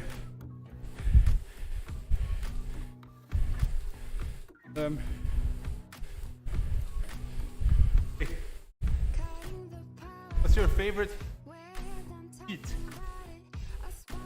Seat? A bike seat. I've never had problems with you know, I would say seat is something you don't want to have problems with your seat. A lot of people, they have problems with their seat. And if you have a seat without problems, my advice would be don't change it. I've been riding with the same saddle now for I think 6 years. Saddles don't change often. This saddle Good. Yeah, been in the market for 10 years or something. good saddles stay around. But now, I used to ride. the last 2 years, so many new models are popping up. Physical also has new models, but I want to say, I think, they also keep producing. but now every brand has a saddle that suits every rider. Also, every brand has a tree. It's also important. You need to have a tree. That's when you come out. But it doesn't happen so often anymore that riders ride with a blacked out saddle from another brand. Ride nothing. ESM. Yeah, that's true. But before, I would say 20% of the peloton was riding blacked out saddles. I always ride SLR. Cellitalia SLR. You used to have like the Concorde ones. Like Tombone used to wear them. Yeah. With the pins behind. Yeah. The wedges erin. They don't make those anymore, but those were also good pedals. And you could also, until some years back, you could still buy them in the old school look. Yeah, but it's just cool. Still a cool saddle. But they had 2 saddles, like the Concorde. But it was not Cellitalia, it was San Marco. San Marco, yeah. And then you had this short saddle, Yeah. but I don't remember the name. I tried it also. I actually back think in that the day. that was the Concorde. See on that picture there? We also have something Yeah. the same style. You see the new picture? Yeah. It's already a long time there. Yeah, yeah. Front of the right bike, so But actually, you cannot really imagine a nicer bike picture than that. Eh? that one. Yeah, Oh no, no, no. you know. Perfect. Maybe, like, I think Mel, her bike is better suited for that picture, because you don't see the brand on the front. You know what I mean? Yeah. You take the branding of your bike away, you have no brands nowhere, and it's just a timeless picture, you know. What should have been is. So we're talking about a picture that you guys cannot see. We see it because it's on the wall. You guys can't see it. We can, after this, we can just go back to the questions as well. Ah, okay. But there is a pink latex inner tire Yeah. around my fork Ah. for a transponder. I have a sound box, my handlebars, and Nell needed black shoes, black socks. Yeah. No, I don't think so. I like the white shoes, white socks. Yeah, but then I also needed it. To make it the contrast, I think, makes it nice. like male and female. Yeah. Yeah. It's just really nice composed picture, eh? Depth and everything. Made by a 70-year-old man. Eh? Yeah. Yeah. He should know that this picture he took for you is in your Yeah, basement. yeah. You would be super proud, Like- probably. I think it was one of the first times he ever held a smartphone. And there was a lot of, there were like short. No, it's in Livigno. When you go, you have the valley with all the shops. Then you have another valley. And that's like, you can't. Not so far after that it becomes gravel.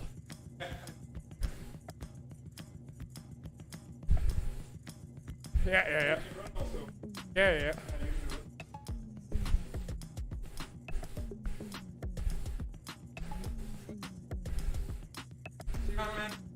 See you, Squanchy. Thank you for supporting the channel always. Always there, Squanchy.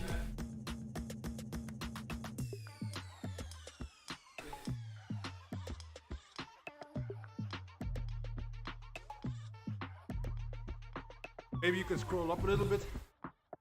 You've been attention for.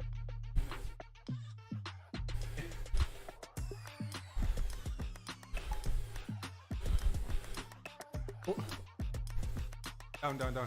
down.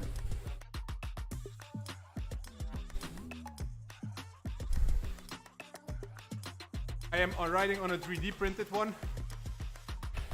Copy AliExpress. Okay, yeah. That's something for the last.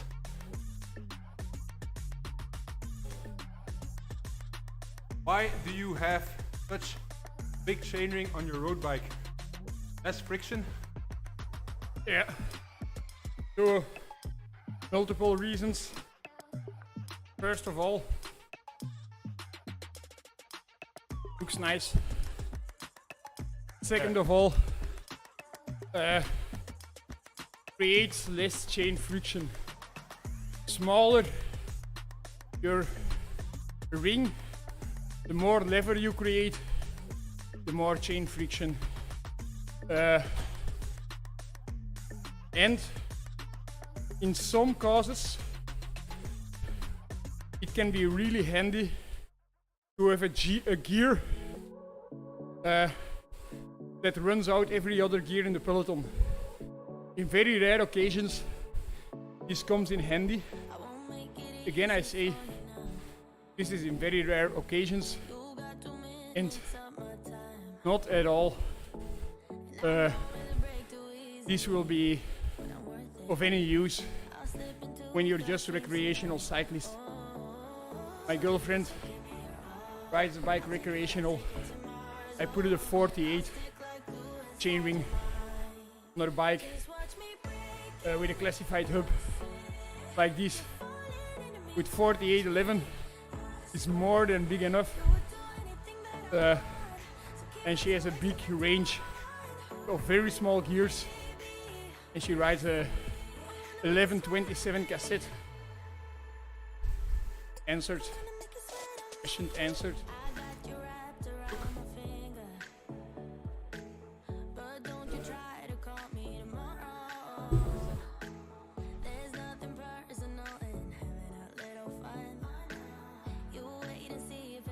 Not smart marketing wise.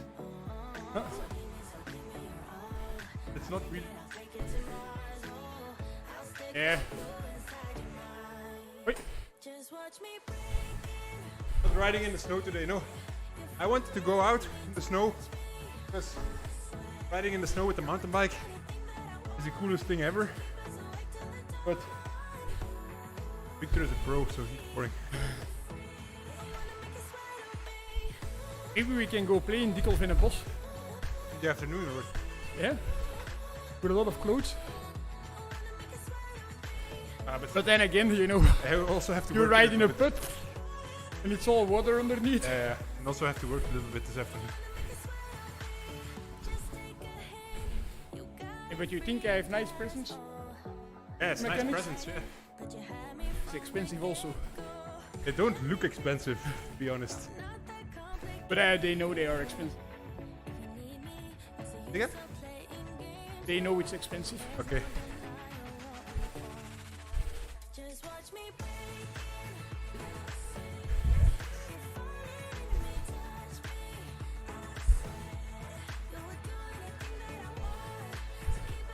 And also quite expensive. I had to pay an extra €500 tax. That's not smart, eh? From the guy who sent it. Yeah. I would be so pissed. And I think that's why one is open, eh? Oh, yeah. Yeah, but as I said, it doesn't look expensive. Say, if I buy something from AliExpress or Alibaba, I just tell the seller to put on that it's either a cheap product or that it's a warranty issue. Just warranty issue. You have to pay taxes because you already paid taxes on it once. Yeah, but isn't it like sometimes they put on the invoice that it's like €1,000 shipping cost? Yeah.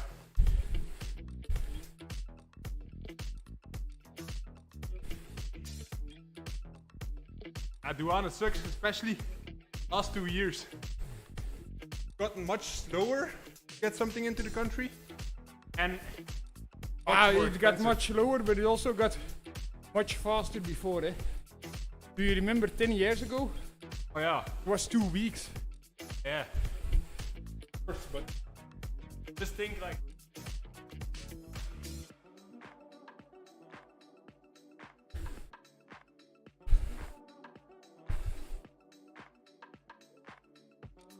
Yeah, actually, we need mud guards for the mount. Where are your mud guards from the BMC? Nice BMCs. Old BMCs. Ah, you still have it?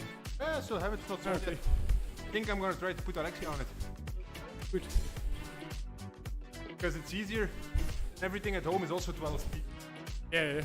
Now it's like a thing that sometimes it's 11 speed, sometimes it's 12 speed. And she can use all my wheels.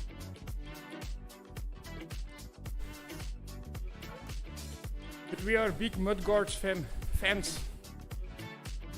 You know, when it's for sure when it's cold and wet, you know, I don't ever go out without a mud guard. Ice freezes up, eh? No. Also, Dirty. when it's, I would like to ride a mud guard in races. Good one. I don't know. This one is. This one is good. I think sometimes you have some tricks from the cassette. Yeah. Like we ride mud guards that cover up the whole wheel. People might say your bike looks like a city bike like that. Not a shitty bike, but a city bike. But yeah, maybe on cobbles it touches a little bit the wheel, but not too much also, eh? Oh. And next to that, it's not only keeping your back dry, it also keeps your legs somewhat dry. If you have just an ass better saver. for your washing machine. Yeah. And the SKS mud guards, I think, one. Yeah.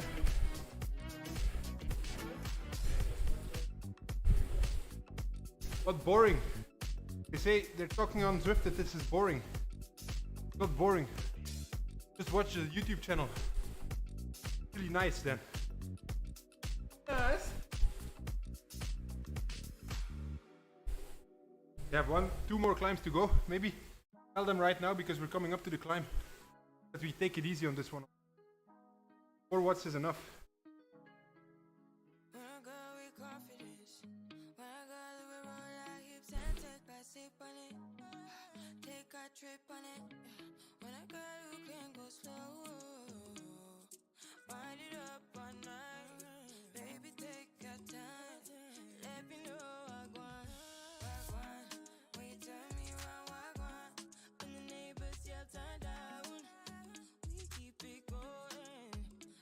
There's 2 guys, I think they're dropped or something. They're riding so fast. Lucas. Lucas is a guy that braked up the field. Lucas Helen. Yeah. Yeah, but Lucas, boring training is the right training. Sometimes. Just find yourself a good friend to have fun in your basement. And also, if it is boring, ask a good question. You have many stories to tell, eh?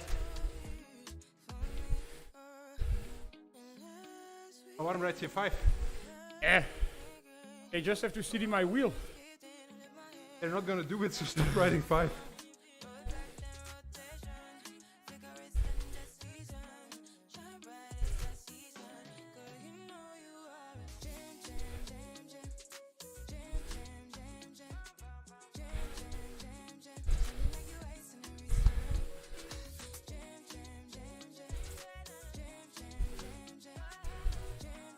It is just, you know, when one rider gets off, gets stressed. Yeah.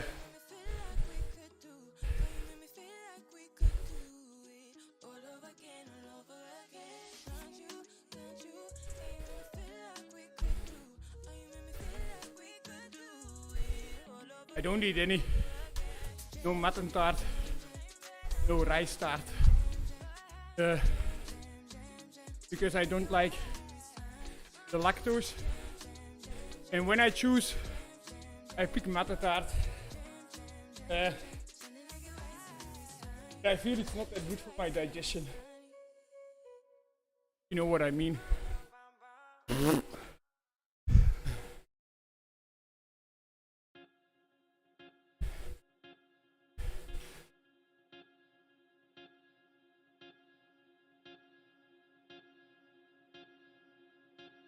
Oh, Lucas. Call.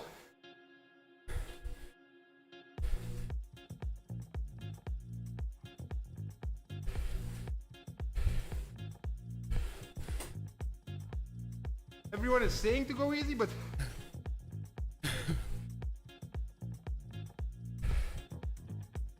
just sitting here.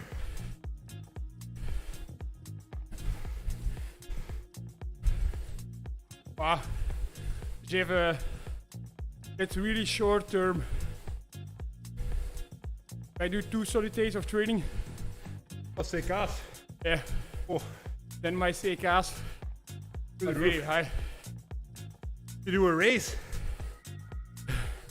It's over 1000. Yeah. I think the border is 200.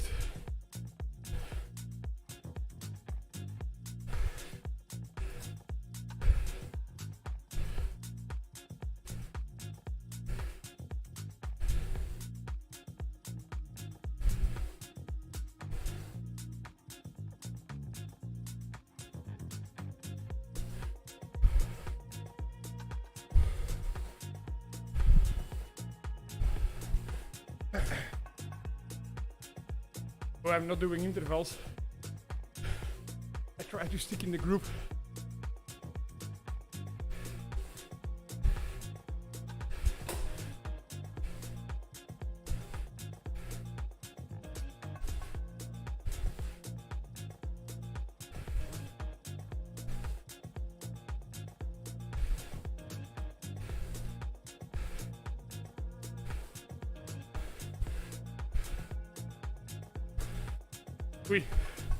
If you're over 2000, yeah. Yeah, but Jeff Teugel, young guy, eh? Yeah. I know why it is. Don't worry. If you think you're overtrained, take it easy.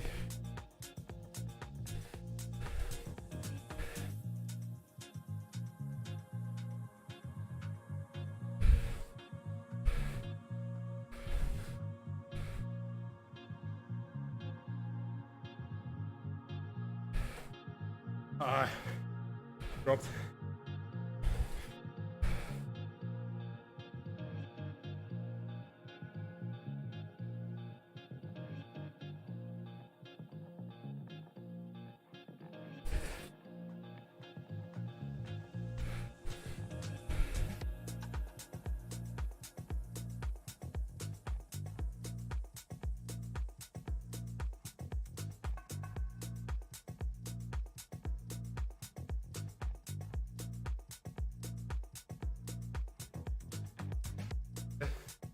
Next group is at 5 minutes.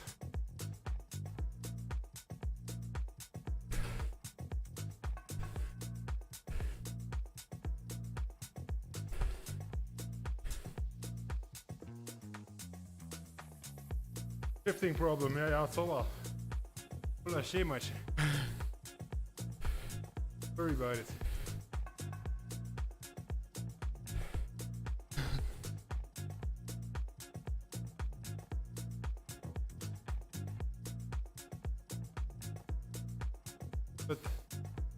What?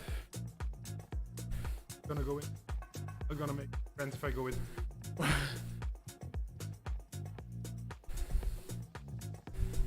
Is it about the chat? Yeah.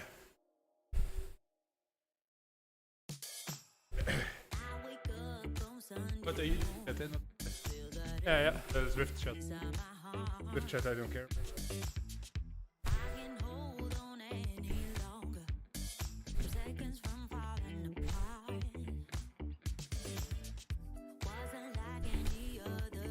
But Jeffke, you are training way too much.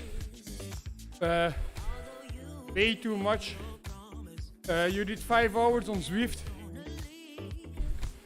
with me in December, and you know, I'm trying to win World Tour Classic races. Okay, I'm not succeeding in it, but for several years I'm a World Tour rider, or somewhat of a World Tour rider. I've had the hour record. I hate to break the bubble, but sometimes it's nice to go a little bit harder on training and train with somebody that is over your limit. But I actually more often train with people that are under my level, because that keeps me more relaxed in training and give me less stress. You know, if you're 17, don't train more than 17 hours a week. Is that a good thing to say, Jeff? Yeah. 18 hours. 19 hours. But watch out, man, I'm 31. You can train 31 hours. Yeah, sometimes I do it, but not too often. But you Last- don't go over 31, ever over. You don't have to.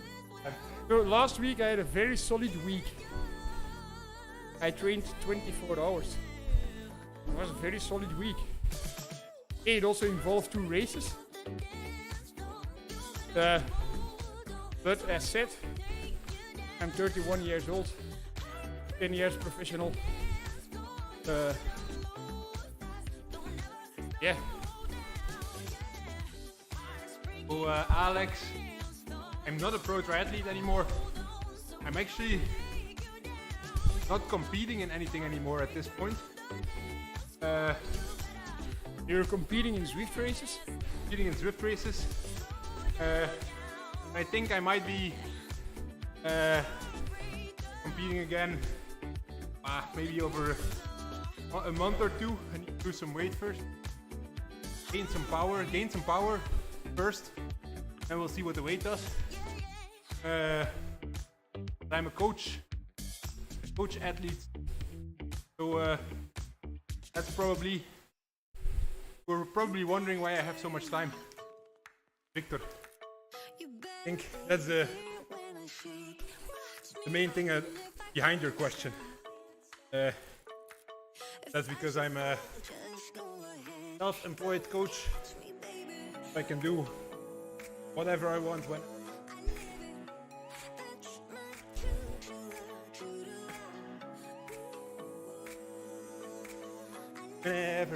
Wherever. In UAE indeed, in UAE they train very different to what we believe what's good training. Very, very different. Yeah. They ride hard. That's true. But different ways lead to Rome. Yep. And I think the way UAE is training might work, but only for very, very big talents will be able to handle that stress. But if you're just not able to handle it, you will be destroyed. And other kinds of trainings are a more safer approach. Yeah, but they're also, taking much more time off compared to 90% of the pros, because they do one day no training a week, and then one day where they do an easy ride. They only like 5 days a week with solid training and hard riding. But they do these 2 easy days. You tell me how many pros you know take 2 easy days per week. I know one. Yourself. So I think that's quite general, It's not. A lot of pros are scared to not ride for one day, but about every single pro rider Pros. just like 3 days on, 1 day off, 2 days on, 1 day off, something like that. But sometimes I often see pro riders going for the 80k recovery spin.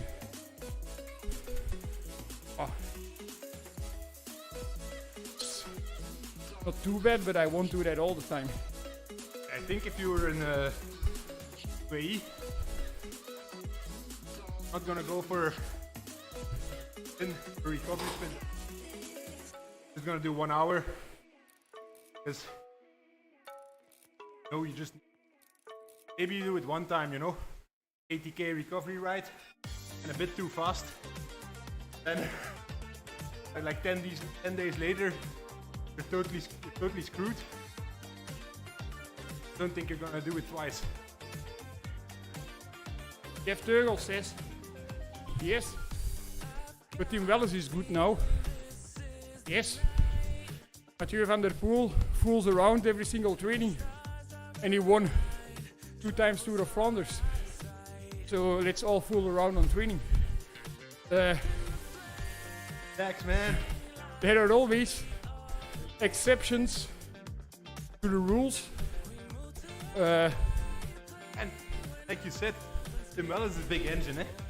You have a big engine, you can cope with whatever training there is, eh? Yeah. Just sticks, eh? Just have some riders that are so good, everything you throw at them from training sticks. Like these triathletes in Girona.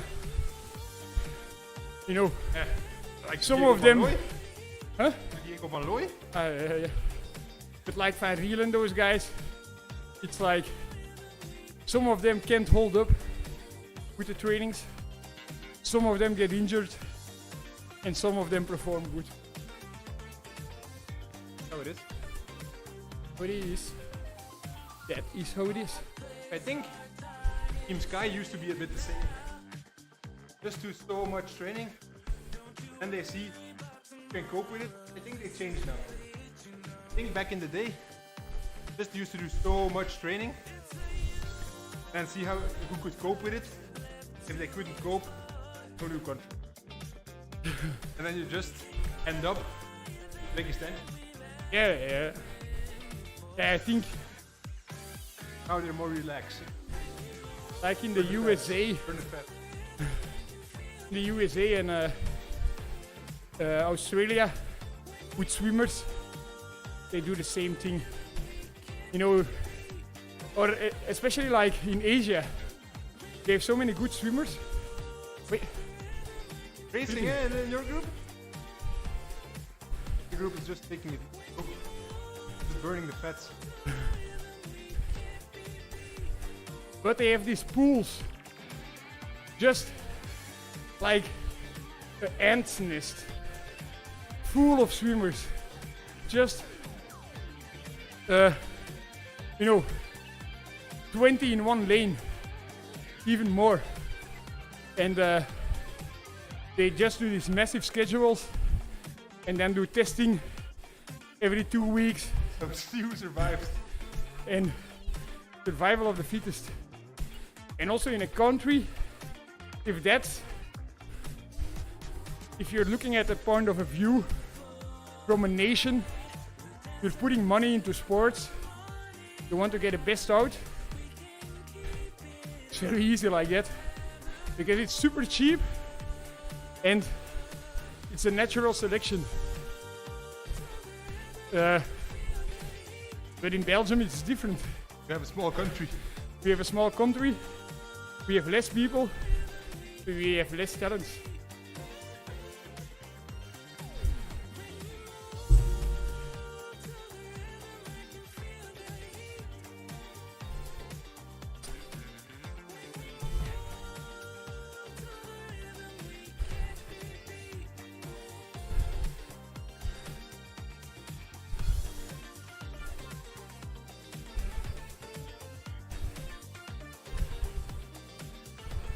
Up the game.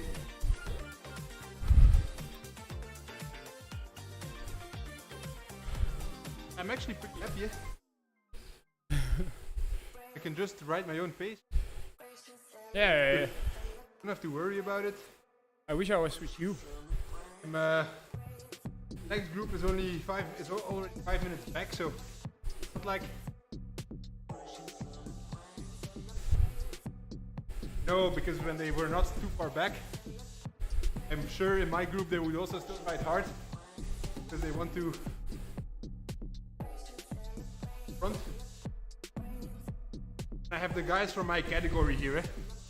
Parazen is still winning races on the under contract circuit. You have David de Smecht, also catches 10 victories a year or something. So yeah. Worry about it. Or with, When are you gonna win a race? or with the pros. When was your last win? September? Was it in the end of the season? Yeah. When will it be your first win? Oh, first have to start competing. Don't even have my license yet.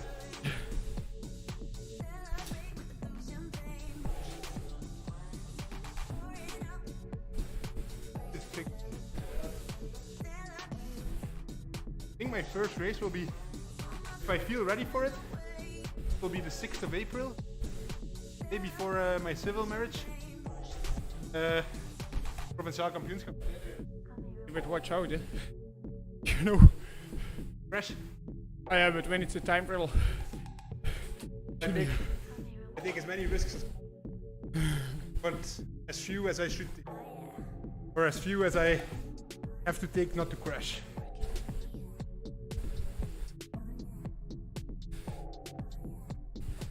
You were also in Flanders when Farazan was in the team? No. I was I in the think team he was in a team with me, eh? The year when he I came in. left. Yeah. Here you left, he came. Farazantje. We were in the same boat, eh? Farazan and me. We were always dropped, always in the gruppetto. We're both too fat. I think Farazan was on the other side of the spectrum. I was training too much. I think Farazan was not doing it.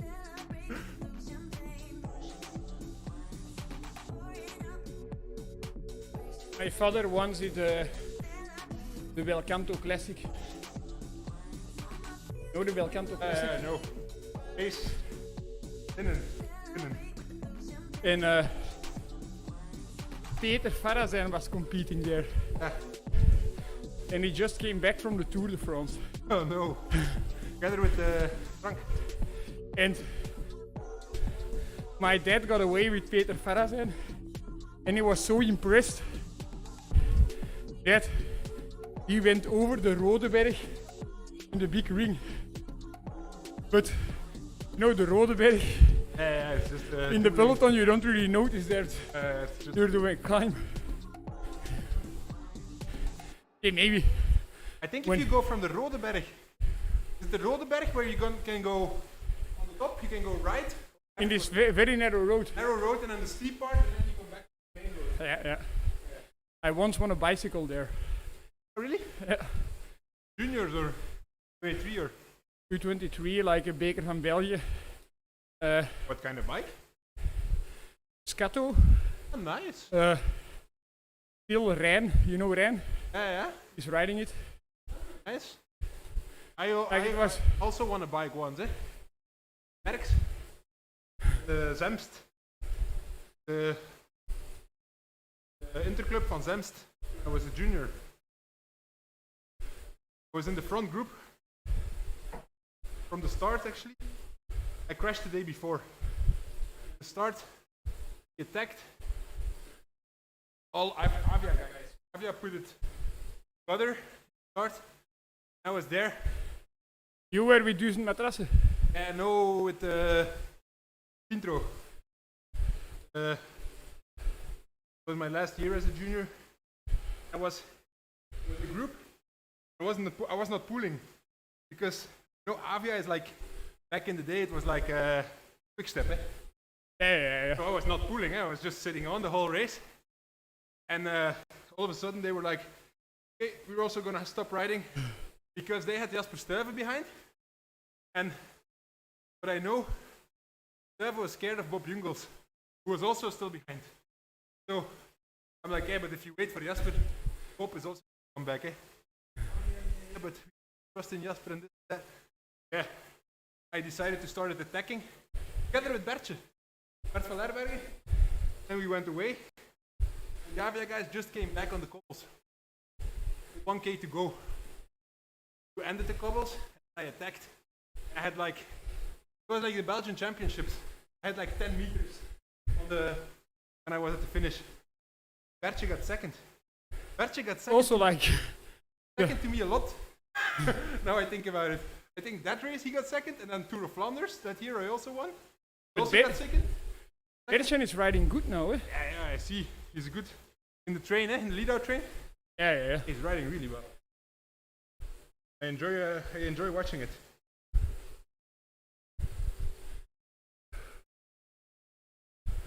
It's weird how you still like, or for me, I don't know how it's for you because you're still a pro, but for me, I really enjoy if I'm watching a race and like now in Tirreno or like Vuelta a Valencia, Laurens riding on the front till the end. Because I'm like, I really like it. I really enjoy watching the race, and it's much more fun to watch it than when it's just guys you don't know. Yeah, it's strange. Like with Laurens, I have exactly the same thing, but it's different because Laurens is not at all an opponent. Yeah. Sometimes some riders from the past, they are like Opponents.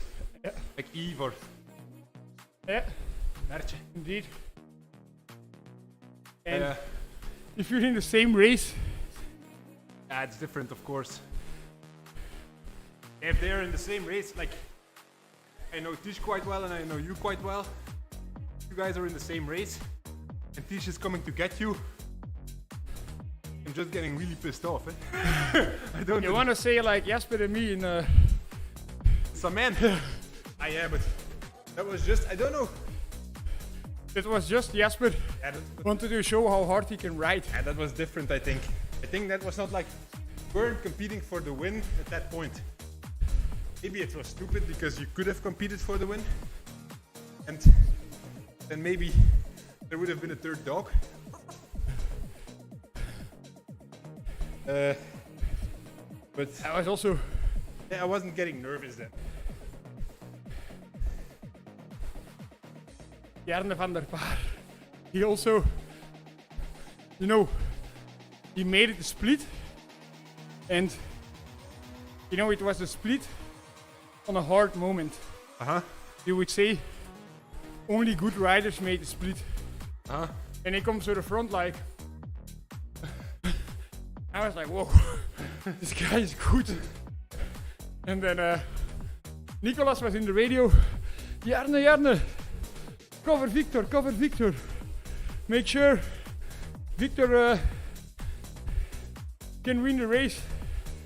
And I'm like, maybe that was already a small sign, but Jarne is like first year pro. So he was not talking in the radio. And I was, Nico, don't worry. Jarne is super good, we play the game.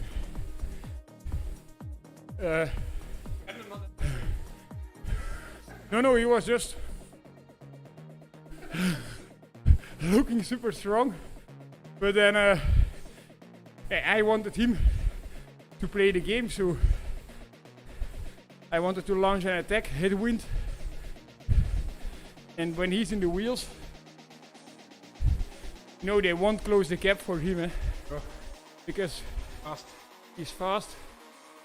But then the attack of Strava, it was really strong, but also, you know, right away, man overboard. And Jarne is still like. But I also think, Still looking strong. they said it in the radio of Trek, eh? Man overboard. Because Jasper was like, 5 men in my wheel, but I ride. that you gotta give him, eh? If he goes for it, he doesn't ease off quickly, eh? But he always does that, eh? Sometimes it's stupid, but he's the rider who keeps on going, eh? Yeah, but if he put it in, or if he could have pushed just like 50 watts more at some point, it would have Broken you. Yeah, it would have cracked me. If it would have cracked you, it would have cracked everyone, eh? Yeah. And, you know, I want to say it would have cracked me in when I was still in the wheel. Just he really like would have written you off the wheel. Yeah. Which is really impressive. Just like Thomas again style. Yeah. Which is really impressive. But I think now he really killed himself. Yeah. I think if you just look at him and look at him racing, because I look at him, or I look at all of you a lot in races, he's just so much better than last year. Last year I think he was like, he overcooked him, I think, in training.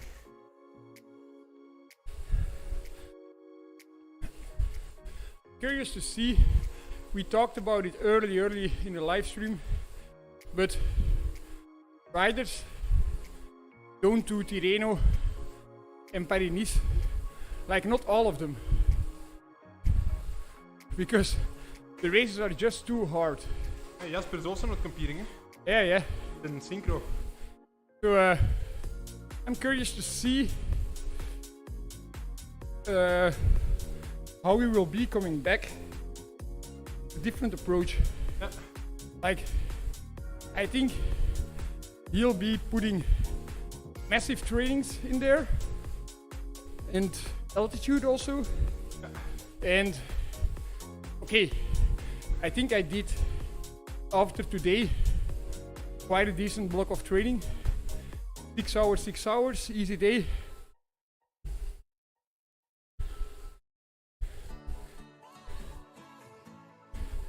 De notaris. Juffrouw, je moet naar huis toe, de notaris is daar. Bos. Ja. Maybe I say. Dodgy, eh? No one knows what you're talking about, so it's super dodgy.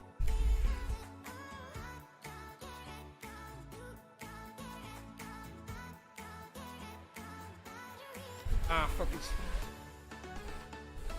The mobile is not a mobile number. Nowadays they can receive text messages. You know, man. Landlines. I didn't know if they were still used. Lines. Seems like it's received. Maybe turn off the mic.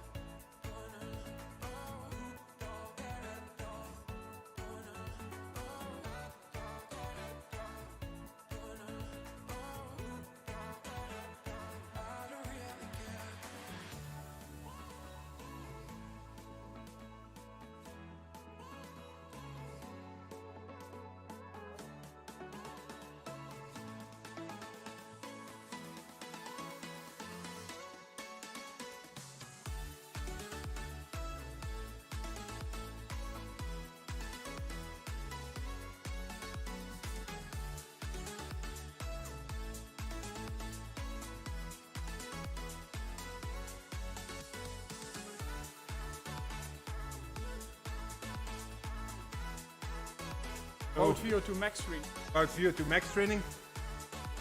So, do a VO2 max training, what happens is you produce the lactate, you go really deep. Then when you flush the lactate, your body needs to work hard. That's when you trigger your VO2 max.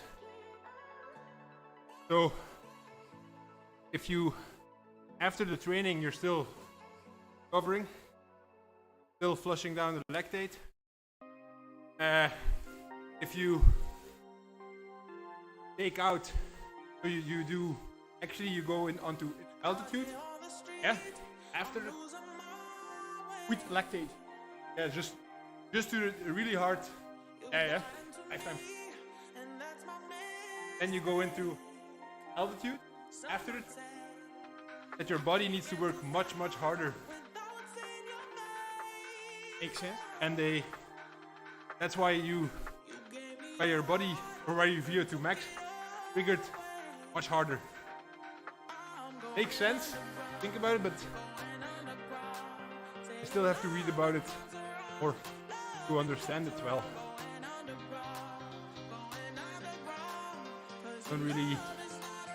Don't really understand the benefit, because if you just do sea level, you have this threshold, or you have this balance between good recovery on one hand and still having a trigger on the other hand, you know? Yeah, but You can do a good session the day after, and you can do a good session, on and so forth. what I think is that echt an expression, is it an expression and so on and so forth? Again? And so on. So on and so forth, yeah, that's an expression. But what I think is, you look at what Jan Albrecht says, do a hard session in the morning, Yeah, with all out intervals, yeah, and probably you're not 100% recovered, and after that you go back home, eat a bit, and then flush your lactate at somewhat higher powers than used to, and then you can say, if you would measure your oxygen saturation, yeah. anyways, close or not close to 100, you're rightly on that one. Yeah. So maybe the same effect with less effort. Yeah. Next to that, maybe the same effect with less mileage. Also, some threshold in with But I- less mileage as you can with the most effect. But need to. Hey, Martin van Riel, Hey, we were just talking about you. keep it real. We were just talking about you, eh? Yeah. That's already 30 minutes ago, I think. Yeah. We talk a lot, eh? Martin, keep it real. Red Bull triathlete Martin van Riel. 6th place in the Rio Olympics. 4th place in the Tokyo Olympics. Eats pizza 3 times a week. Calories, eh? All about burning the calories. He's still living in G-Town. I know. Martin, you still living in Girona?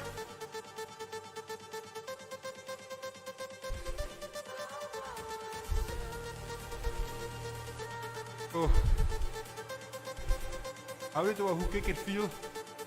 Indoor World Championships. There's a lot of difference with the KO. The kicker was quite noisy.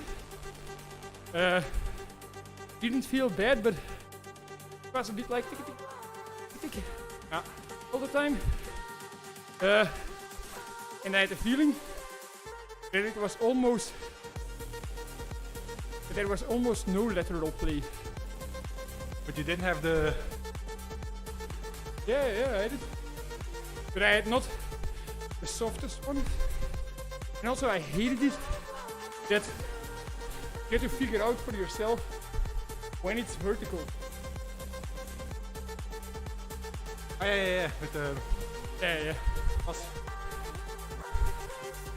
I heard good things about the flywheel in a Wahoo kicker. I have to say, I don't really feel a lot of difference. When training camp in Girona.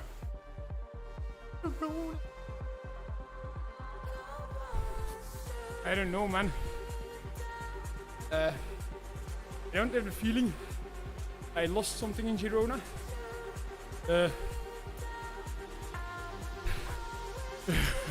What? Your wedding ring? A decent. But yeah. I don't know if you invite me, I'll come. But I need 3 overnight stay.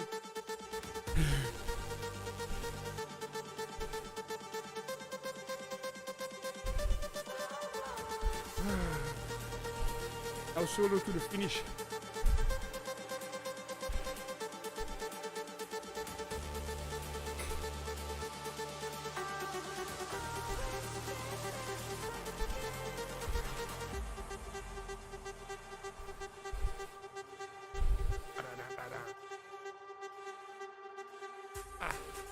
Anyways, probably another solid top 20 result. Not For me, oh nee, toch niet. for you almost, eh? Me almost. If I get the Jager, the Jager, I'm in top 20. But I have to say, yesterday, 1 to 3, 1 and 3 in the on the podium of yesterday's race. 5 times the leg snapper. Quite solid work. And then Jeffke could have easily been second, but Tactics. Victor Verschaven attacked behind, and Victor Verschaven once bought a bike of me, so I was there, eh? Bought the bike. yeah, indeed. Also, I think Schaven is in this group ride. Yeah.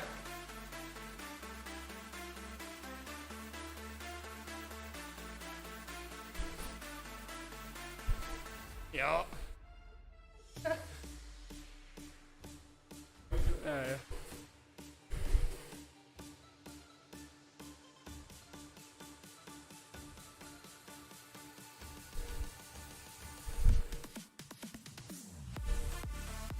Almost forward 45.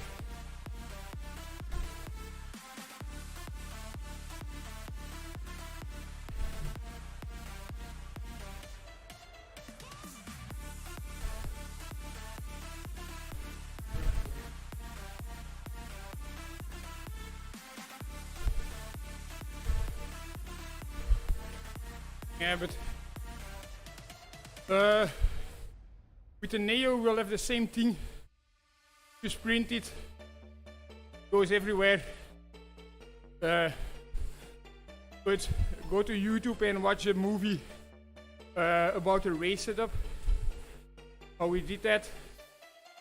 So yeah, our Neos are fixed to the floor, so we can move with them very easily without moving around in the room.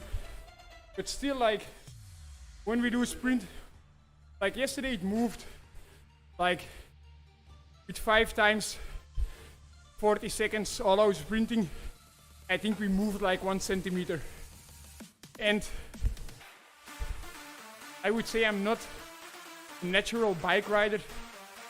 It's moving where I'm riding. Do you also notice that, Chef? Yeah. Yeah. And you also see it when I sprint in races. It's not really looking good, but it goes fast at some days. So that's what's most important. See Bauke Mollema, it's also not looking good, but I would like to have his palmarès. I never use the rocker plate. I don't have the feeling that it would be any good. If I want to have a lot of movement, I'll ride outside or on the rollers, normal rollers. Just like you have this treadmill from Garmin. Not a thing in my mind that says I want this treadmill in my. I would like a Neo bike or a kicker bike. I think that's quite cool, especially like with the kicker bike, like with the climb assist. I think it's very clean. This is also very clean. Our bikes never get off.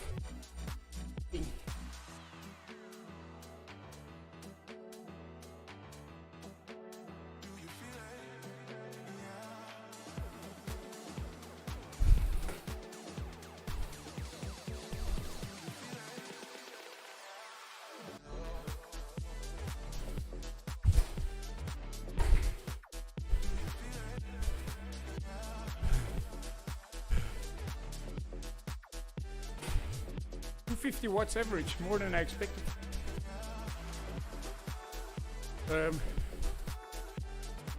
It's not a Voxner racing series. As you know, when it's a Voxner ride, they only average 3 watts per kilogram. But today,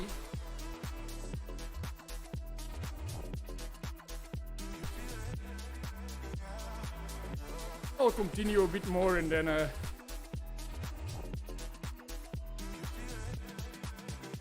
find a pace partner.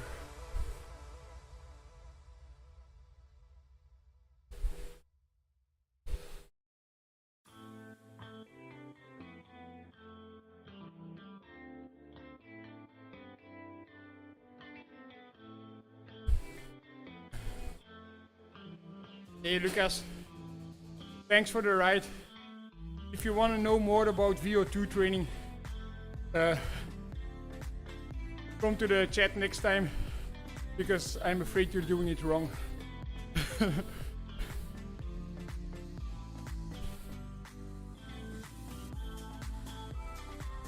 Or if you're still riding now, we can chat about it if you want.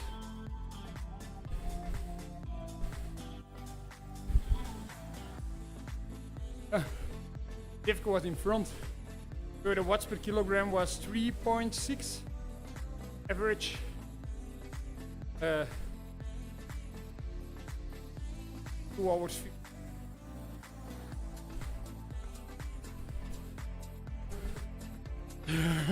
Yeah, but a lot of riders got kicked out. I think I arrived 18th and I was 16th.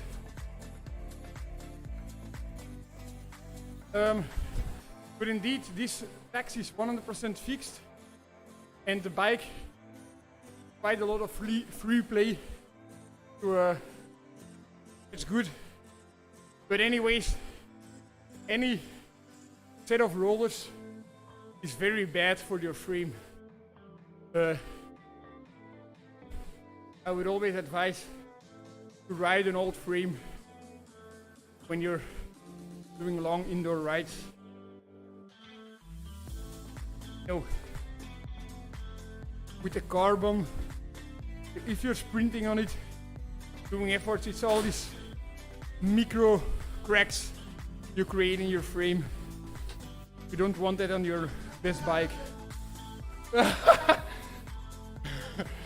Did you catch him on the line? Yes!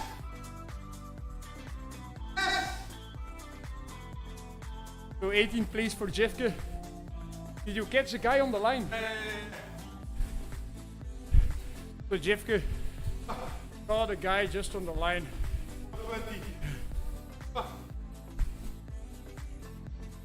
On the hill, I was like, catch him. And you know, it is.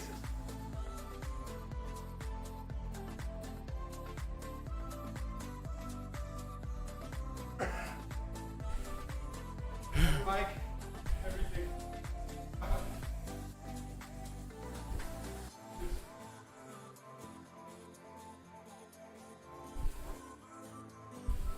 Side.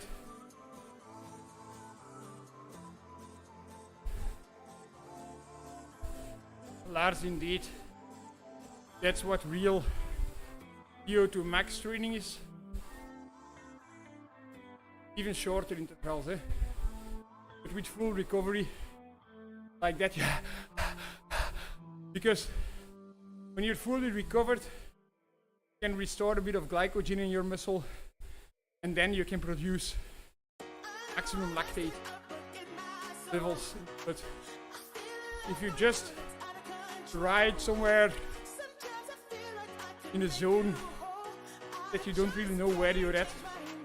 If you push it then, like suffering, and you're breathing heavily, but kun ik het zo nou opzetten? Cool.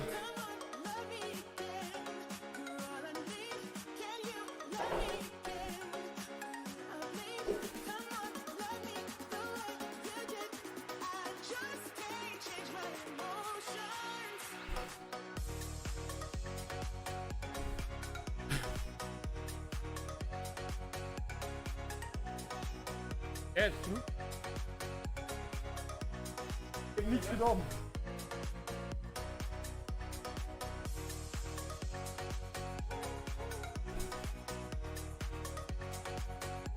Ja, dat pinkt, hè. Het roodlampje moet pinken.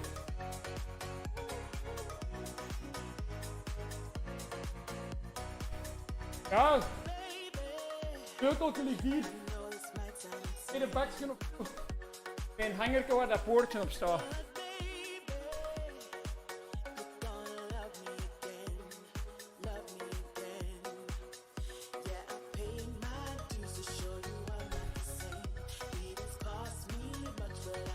Well, actually, Lars, those efforts, to me, they are never fun. Of course, I prefer good legs, but for the simple reason that if I see that I push great watts, really motivates me to push even harder. I'm going all in, and I see I'm not at top of my game. It makes it mentally harder. But I would say I can push my pain threshold harder on a good day. So in a lot of pain, often like I have small mechanical damage in my throat because of all the air passing at extremely high speeds, like this. So I have a taste of blood in like 2-3 days of some inflammation and some how to say it, with some slam in my throat. But that's also why you need recovery or easy days in between hard sessions. You would go hard all the time. Yeah, you just damage your body too much. But it's with this damage that your body builds up afterwards and gets stronger. That's like the story of the 3 big itches.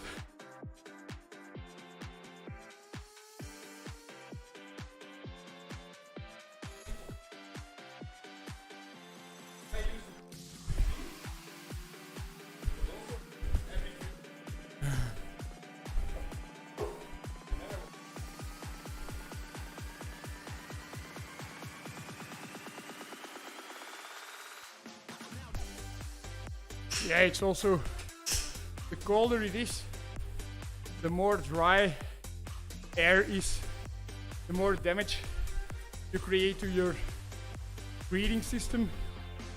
That's not ideal. It's also one of the reasons why I will ride inside all day, like today. You know, yeah, but the snow, you can do big damage by crashing also.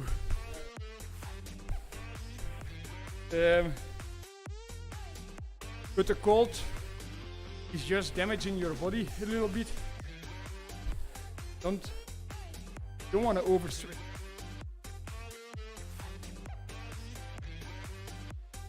With who? Who?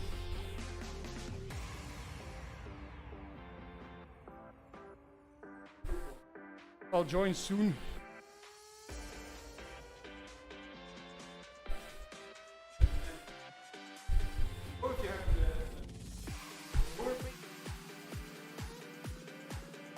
But anyway, you don't assist after 5 seconds. It refreshes you. And then again afterwards. Yeah, but timer is not starting to count. By time? Yeah. I also think about that. My favorite hard session. People would think it's hard sessions to, you know, do like 20-minute intervals. But it's not that hard in the way that you don't really produce that much lactate. It's just physically not possible. So I like that because, you know, you have the feeling that you're going very hard, and on a good day you find this rhythm, and that's really a nice thing. But I really rarely do that because it's only like lowering the VLA max, and my profile of rider, I really adapt very quickly with my VLA max.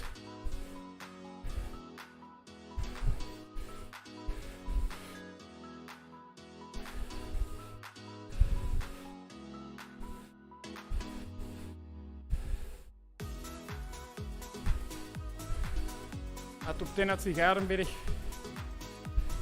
Tried to get the KOM. I had a very good day in lockdown. Jeff leading me out. Full backwind. Yeah. You know, every now and then I get a message. Your KOM is stolen. No, but especially now with races going on, it's all the time because the motorbikes, they put a Garmin on. I don't know why. Maybe. Yeah. Okay, that's true. So, but I think they also like it to put it on and see how fast they went. So they, on a hill like Canariberg recently, I have the KOM with like 1 minute and 50 seconds, and then they go up there in 40 seconds.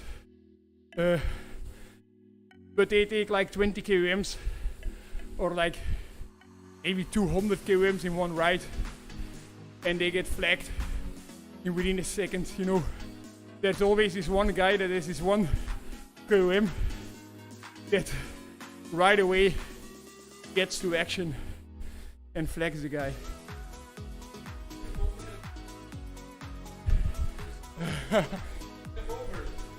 How did you step over?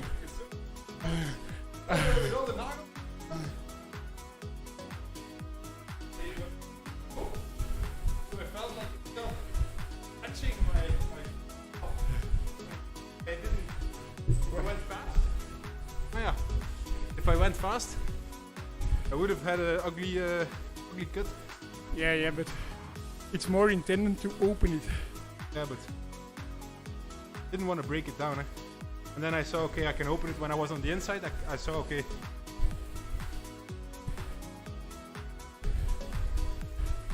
I wouldn't go more narrow than I am now. I think I'm 30, something like 37 on the tops.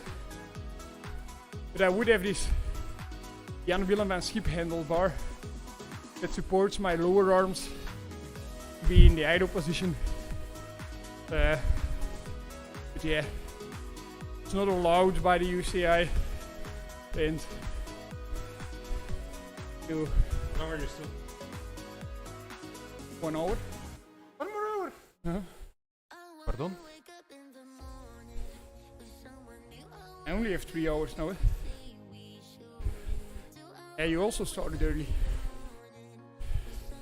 Yeah. Remember yesterday I didn't have the warm-up? It was okay, but This start was harder.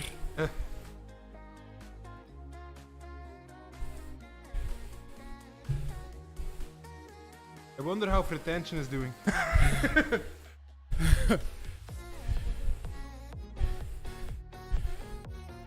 I also have a KOM really close to here on a bridge, and it was actually after Krikeljon when I was coming back behind the car. And it's on Zingham Bridge. I think I also averaged 60k an hour on the bridge or something. But there's also this thing, some KOMs, they are allowed to do behind motorbike and some not. Oh really?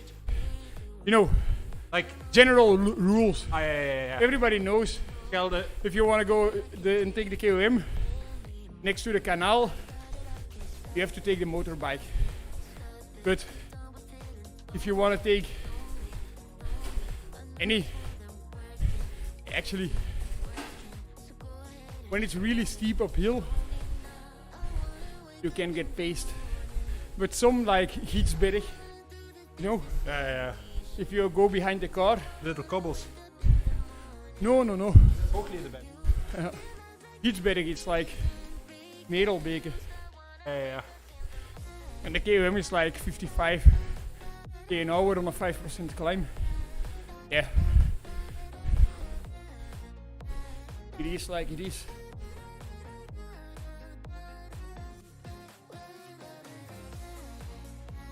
When's the uitzending of the race starting? Quite late. Quite late, yeah? What did you think about the time trial yesterday?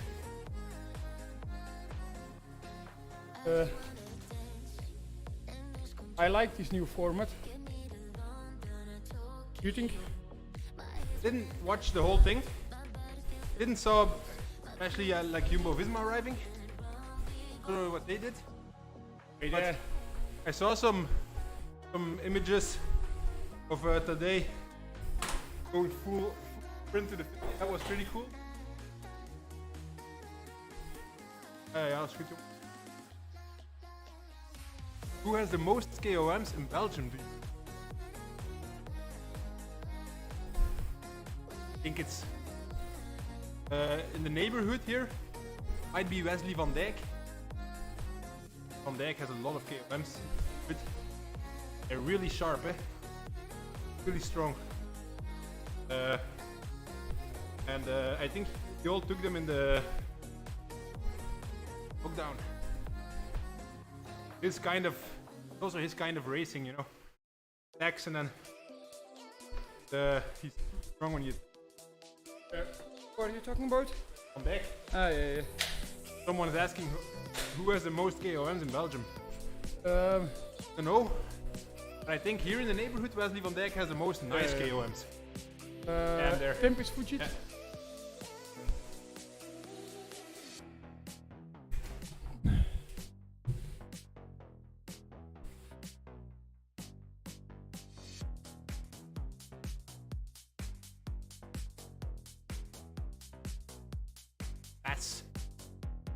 He has a lot of nice. I think Wes already won a race.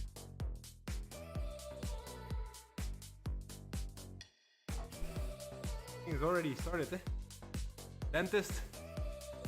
He had a third place. Yeah? Third place, yeah. Aldegem. I said to him, yeah, were they riding like criminally fast? He said, no, it was actually okay. You can say that. You're on good form, Yeah. Because every race I ride in my life, I think, wow, everyone is riding so fast. Even races you win, And then Evan. last weekend was a little lap in Vollezele, where he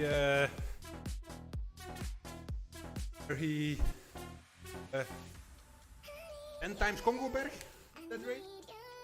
Pretty hard race. So Congoberg is not that hard, but if you times Cobbles? it's like the cobbles finish, you're not yet over top.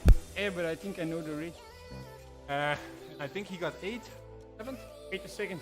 Jeff, you think you're overtrained, don't touch the bike, please. Don't touch the bike for at least 10 days. Actually, if your PKs are already that high for 2 weeks, I you're have pretty deep in overtraining, eh? I have been close to overtraining in 2019. As a professional rider, I immediately, not immediately, but when he said okay, I overreached. I didn't touch the bike for 2. After that, straight away, Flying. at a good level. Don't keep on pushing. Common made mistake. Career-ending move if you keep pushing. Overtraining. Train through overtraining.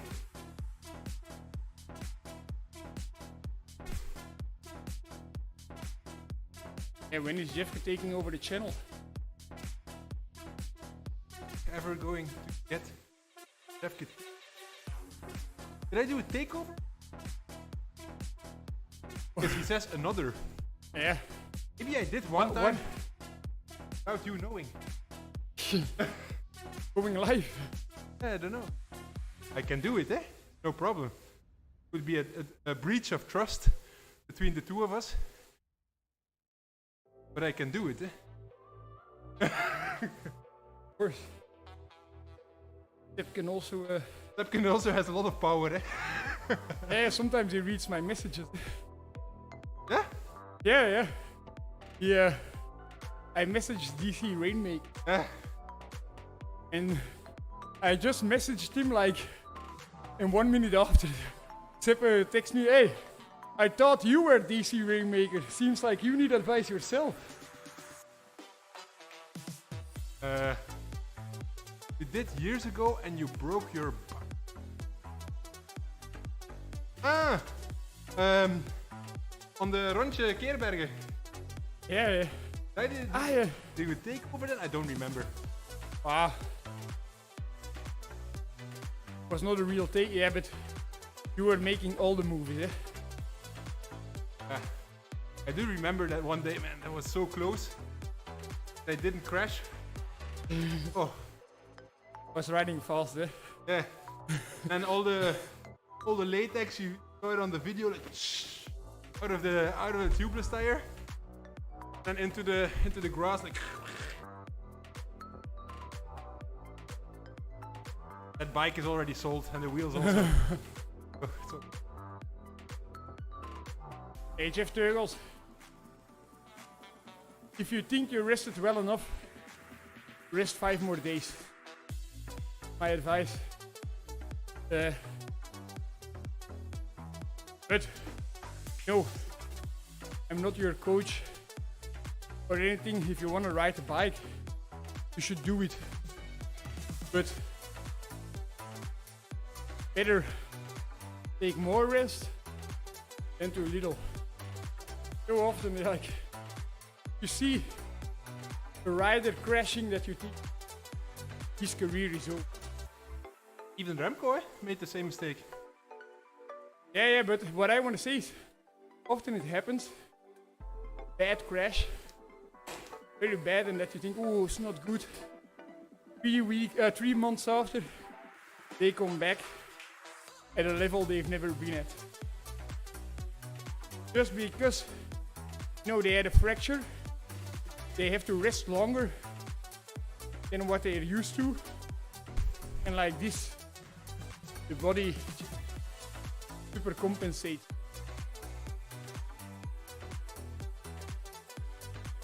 Find a video game, yeah. A good video game.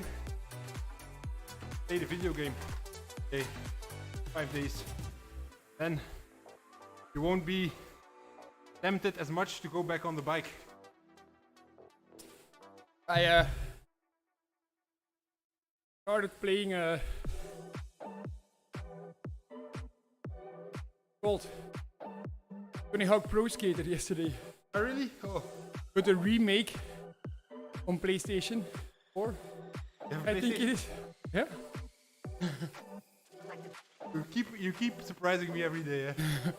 But it's quite recently, But still, I think I already put it in about 50 hours of playing. Oh, really? Yeah. You're already becoming No. an expert. You're into your 10,000 hours. Become an expert. I told you that I'm playing this game with Nell. Yeah, I do remember that. So I stopped playing this game because I went to Spain, but I even thought about bringing my PlayStation to training camp. A lot of riders do that, eh? Yeah, I just don't like it when, you know, if I can choose, I always want to be solo in the room. Sending you. Yeah, but I can't.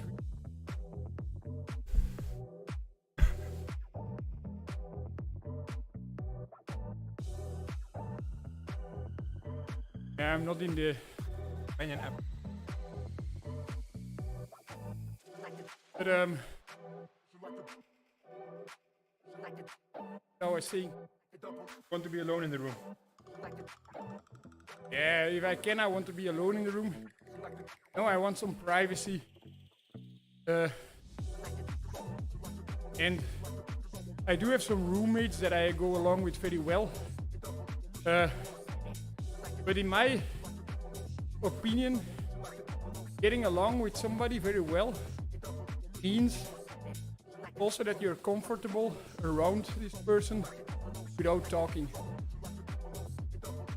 So annoying when you have the pressure, like, think, oh fuck, we have an awkward silence. Yeah, but you know what I mean? Yeah. I'm just thinking about the Zwift stream where I sat here for 3 hours and didn't say 2 words. Yeah. But that was awkward because, you know, we were streaming. Yeah, but it was awkward. It wasn't awkward between us. Tim, you remember that session when Jeff got dropped And dropped again. in the beginning of the ride and he didn't say a damn word? I actually think it was the same parkour as we did now, eh? Yeah, but the other way around. Like, nowadays I room a lot with Arno de Lee. And we talk, but also a lot of times we don't talk. And it's nice. But being alone in the room is just more privacy. But when you bring a PlayStation, it's also attracting people to your room. Because playing alone on the PlayStation can be nice. Playing with friends is nicer. You know, back in the days playing SingStar with friends, good days. But I want to decide at what moment I want to be social, and what moments I want. How much percent of your workouts is at low intensity? Dark. Please go back to 5 minutes into the ride. Zone 2. The By the way- long zone 2 discussion. It's like sexy player. Ah, it's a saxophone maybe. You sexy bitch.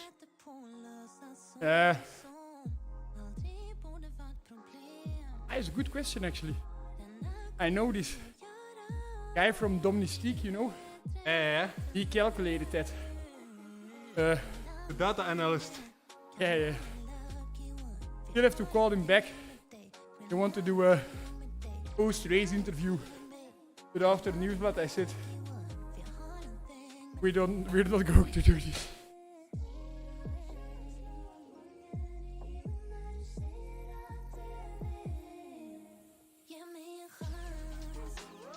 Yeah, but when does Jeff get dropped out? Drop out?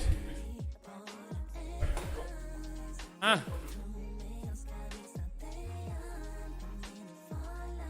Yeah.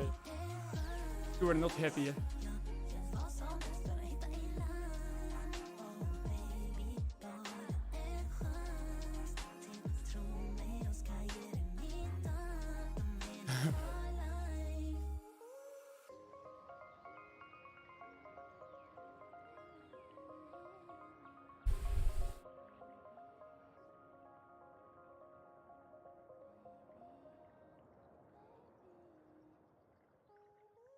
have to say, yesterday I ended the ride with 38.94 degrees. But I had a bit of feeling like the clothes don't. Like when you're just riding, you're always close to 38 degrees. I am. But to go over it, you really have to push. With clothing on, you're just not cooling down, and temperature is always rising little by little. Yeah.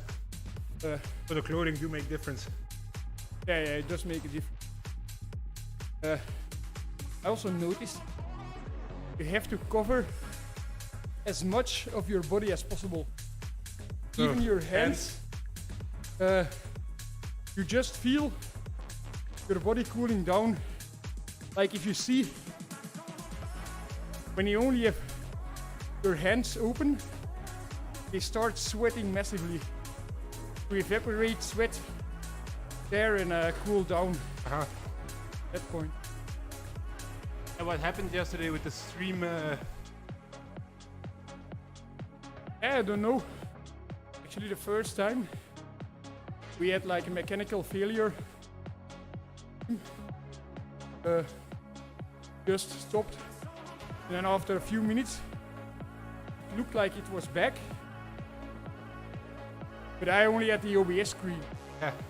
And then I talked for 2 more minutes. Nobody answered. So, not even Tim. no.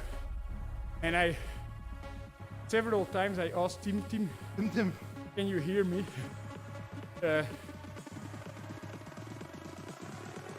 Van hieraf moet je gaan. Met vallen en opstaan. Van hieraf moet je gaan. So did you ever get pains on your sit bone riding Zwift?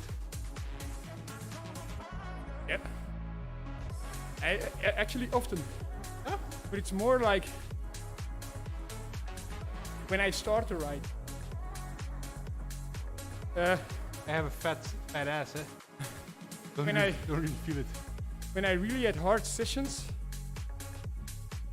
I can feel like there's still lactate left in the tendons going over my sit bones. And then, is that strange? No one has lactate there. No one. No one ever said. I have lactate in my sit bones. No, but Yeah, I know. you know, if you, at least on my ass, I can clearly feel a few muscle fibers passing over my sit bones. If I really like, imagine that someone wants to put a broom in my ass or something, then I squeeze real hard. You know what I mean? Yeah, just So you can really like feel your ass muscles, big ones. Yeah. Then I Just- also feel. So like somebody, is it just the same like somebody puts a dick in your ass? I don't know. Same feeling? I don't know. But if you imagine it, Yeah, I imagine it's the same. it's maybe different, you know. Because maybe you like really, it. Yeah. If you want the dick to enter. Is it off topic? I don't know. No, I said that the subject is sports. But you can't say it to erotical subject. Erotical sports. But you have to think about it. Don't want anything to enter your ass. But for females, they have to mentally get over it to sometimes let something enter. Do we get off topic? So what about the sit bones? Yeah. No, actually, when I ride the time trial bike now, very, very rare. But with the ISM saddle, you're sitting right on the sit bones. And even if I did, like in Spain, I did sometimes a 1 hour spin, time trial bike. The day after, oh, the sit bones are so sore, anything around it. And then, like the first 15 to 20 minutes, I really need to get it tendons like warmed up and flexible before I can really sit in the saddle, you know.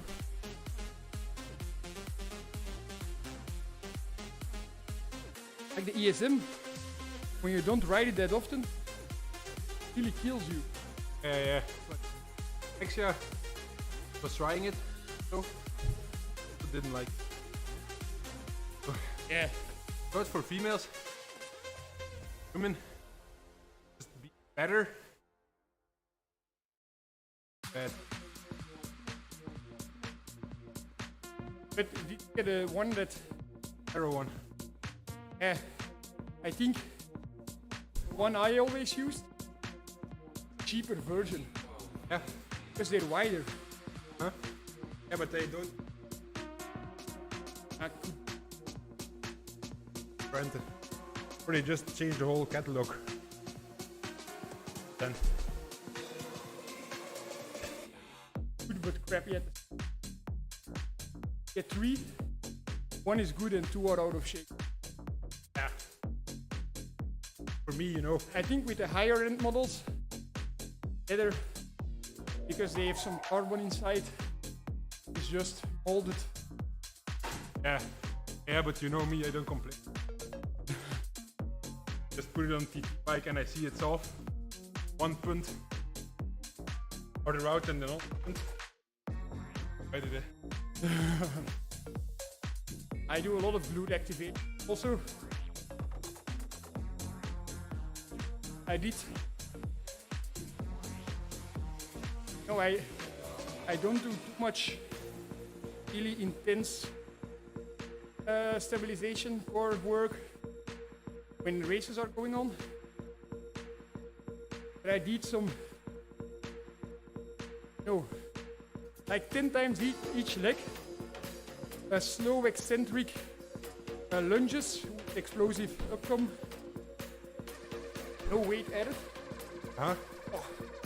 For 3 days, I felt my glute. Oh yeah. It's just because it's another.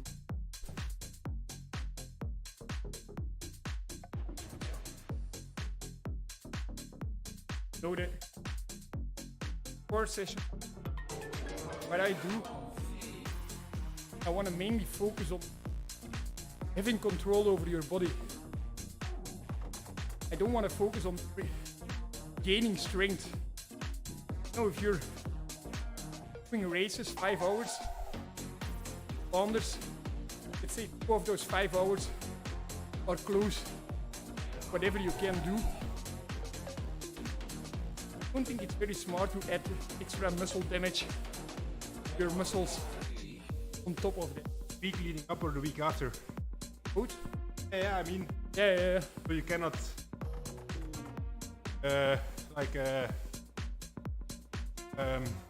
verraden.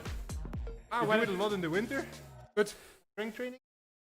I don't, and I never do real strength training. But I do a lot of core work and glute activation and hamstring activation.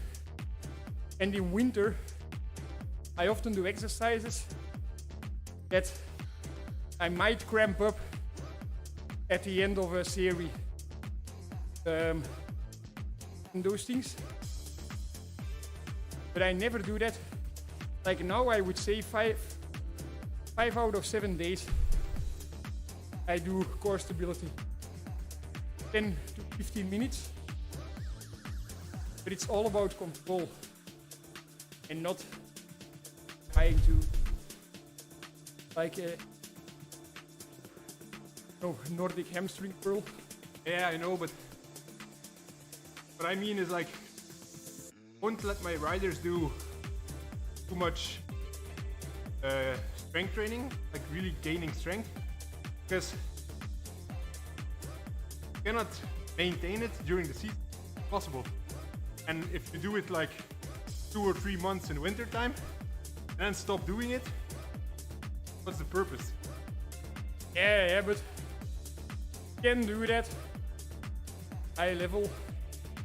Like I know in Jumbo, Noorwegen, he did a lot of squats. Yeah. You know, you could also see build very muscular. At some moments, you would say, yes, sprint. Uh-huh. And still Oh, eh? till now. And they brought a squat rack every race he did. Oh, But I can tell you, happening in andere.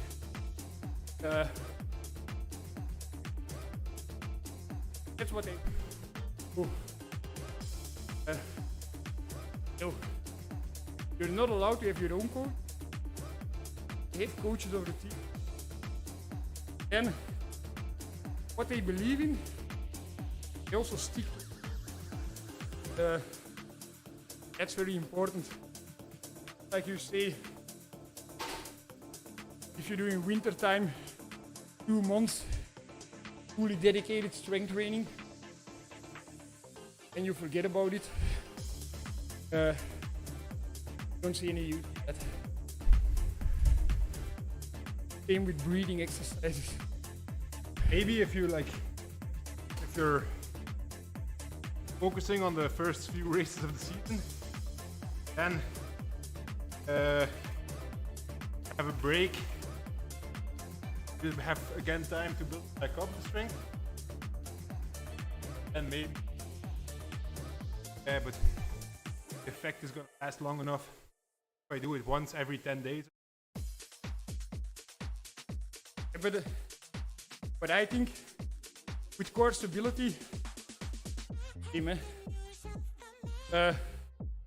a lot of core stability, then you totally forget about it. Start from zero again, and everybody does core stability December, January. But then you go on altitude, putting the front tour. And who is doing core at that moment?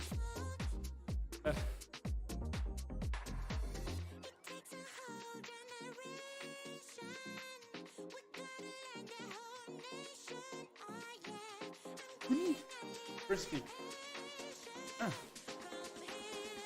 Sure, let's go.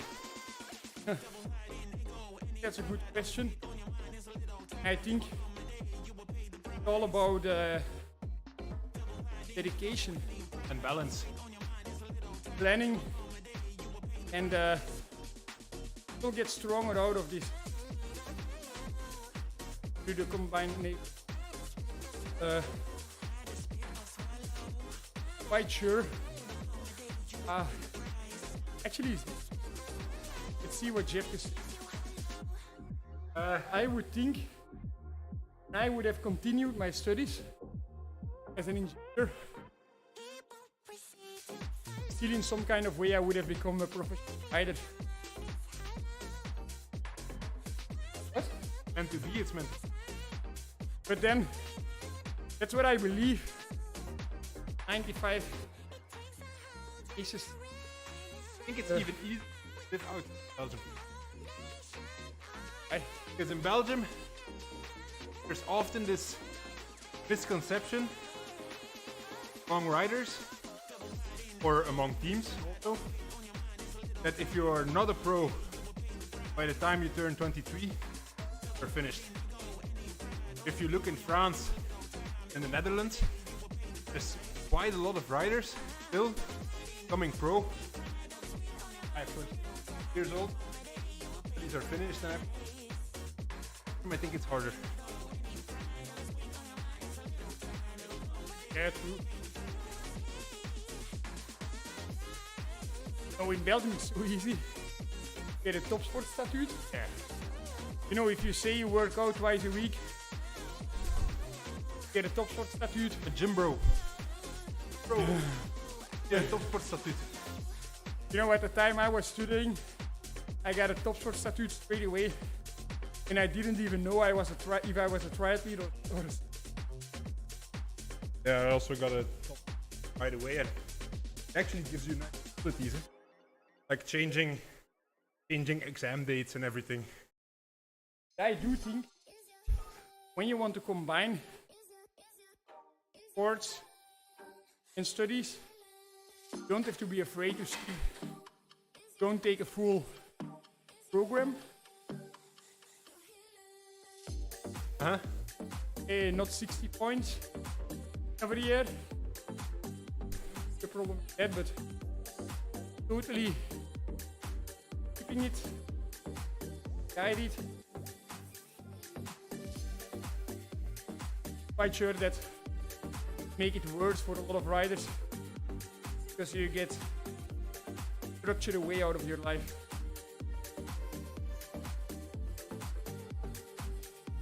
Even a lot of riders becoming professional. Not always a good. Oh no, and there's also a lot of riders keep studying after they are pro. Just keep continuing to like 15 or your mind up a bit.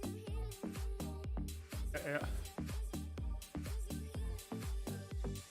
I do think if things aren't going your way, your cycling career, which let's be honest, it more often doesn't go your way than it does go your way. For 95% of the pros.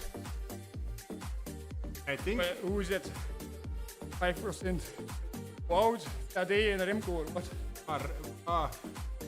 Remco and Tadej. I think even Wout. And now when he's ill. Now he's ill. He's having a bit of a headwind. No, Mathieu often has problems. Oh, he has to come. I think for two riders that are 50%, 50 plus 50% time it goes. But I think if you're still studying and it isn't going your way for one reason or another, it's really nice. You still have the studies because occupy your mind in another way. I feel getting older. Riders that some riders get so stressed because they feel when I don't extend my contract, I have no clue what I'm going to do. That's true. I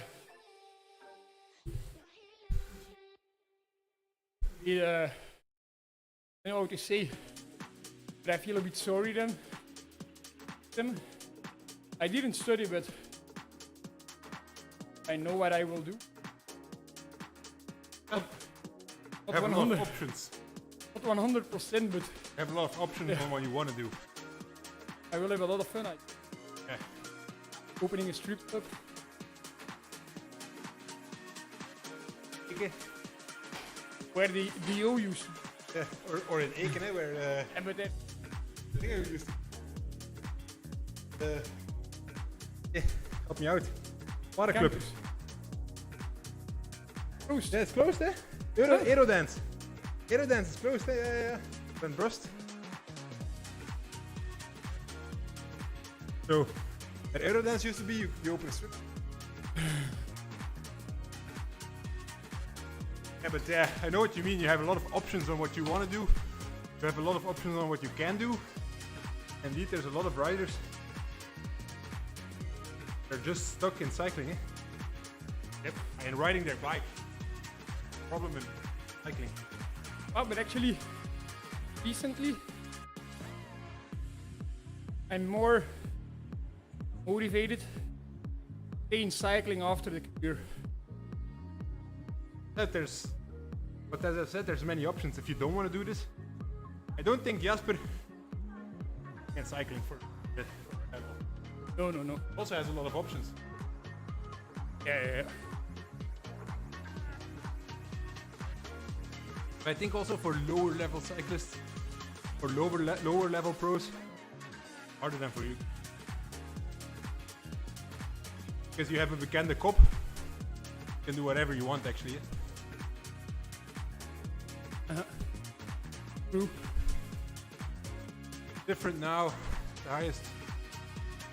Yeah, but even if you are in university, actually don't need the topsportstatuut even, eh? Because you don't have to go to classes. If you're in hogeschool, that's a problem. If you're in university, you don't have to attend classes. You can just schedule your racing and your training around your exams. I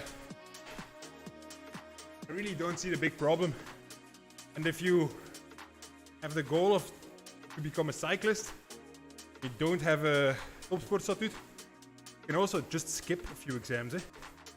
Just say, okay, I'll do these in August. This exam. Say I have 5 exams in January. I'm gonna do 3 of them because the other 2 make it too stressful, combined with the training. Then you just take a 3-week period where you just go. If you're period. Yeah. At de hogeschool. Then there's also still a lot of people finding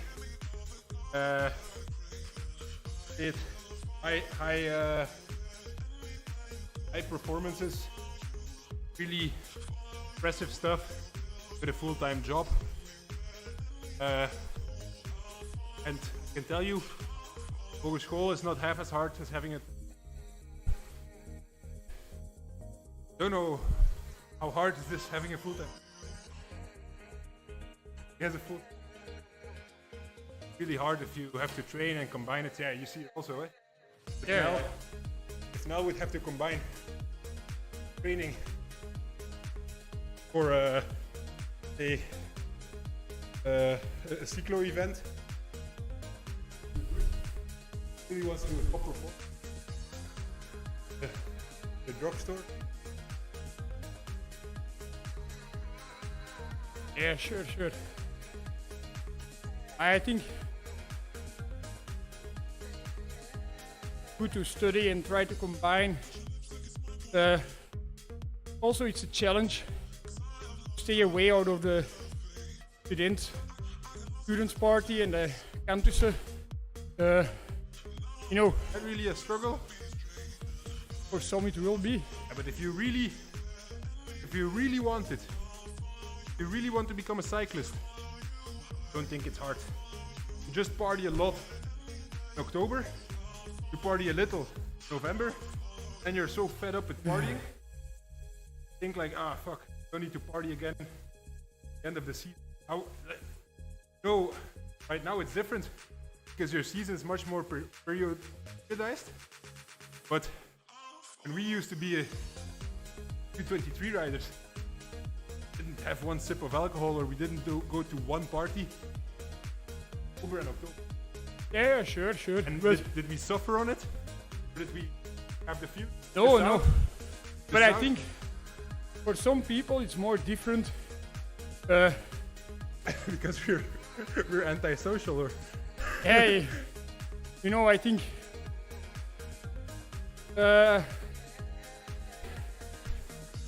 I just know a lot of people that if somebody asks, you want to go out tonight, everybody will be there. They feel obliged. Does that mean that they don't have good legs or no talent to ride the bike? No, not at all. But bike riding, for sure, professional bike riding, is a lot more than being talented to ride a bike. It's a lot of discipline to bring in your life, but actually, my last race was Saturday and the next race is Sunday. no one is telling me to ride my bike.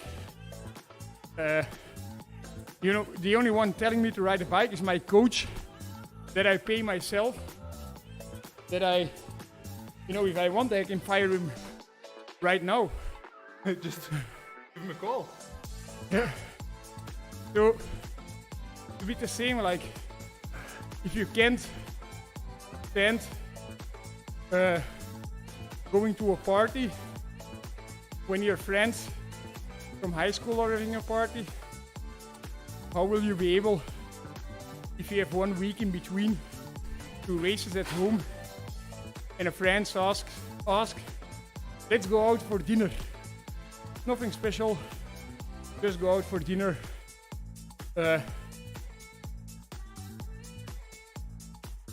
You won't be able to say no if you couldn't say no 5 years before as a student.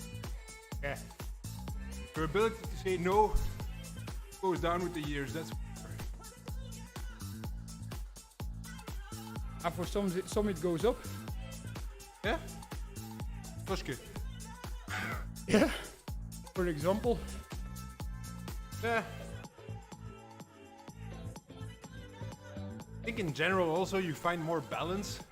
and also Like you're, you don't have to say no all the time. Like know that between races or after a hard training camp, okay to go out for dinner one night with your friend or something. and also, you know, you're 10 years professional. The people I go out with for dinner, they know if Really. I leave early or they know I won't drink a beer. And when you're still a kid and you're studying, you always have to explain yourself. For some people that's hard. Yeah. Jeffken and me. We just drank so much in October that no one cared that we didn't drink that we didn't drink outside of October. But I would say, I think about that. I was to those things very much a loner in my like when I was in what's it called, high school. Yeah. You know, when everybody smokes their first cigarette or drink their breezer. I never He's your host. attempt to it once. And I'm proud of it. But yeah, We're alone. I was not alone, but just they knew not a chance that after school activities Victor will join. Not a chance.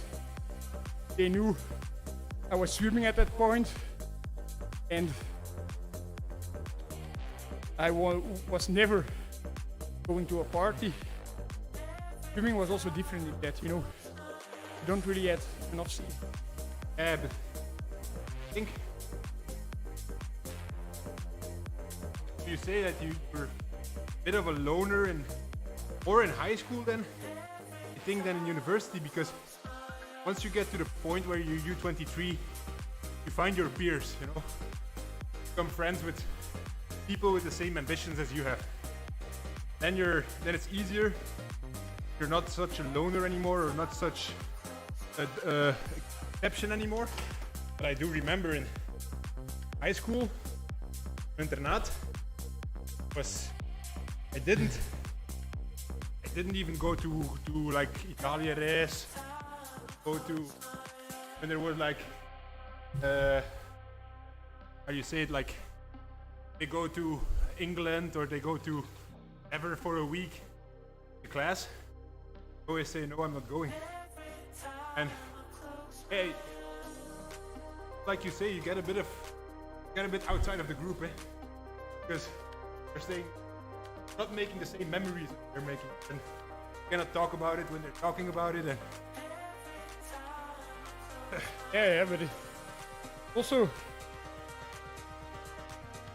you see those people I knew from that moment, you know, they still remember you as fucking. That's a weird guy. Weird guy that was always straight, skipping extra stuff. But then they say like, yeah, we always knew it. We always knew it. You were something special. I always knew that you were something special. Don't worry. Actually, quite impressive how good a green screen works. You know, if you open your arms or open your legs,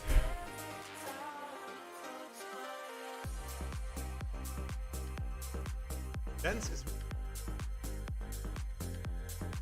That's where? On YouTube. no, in the right, I think.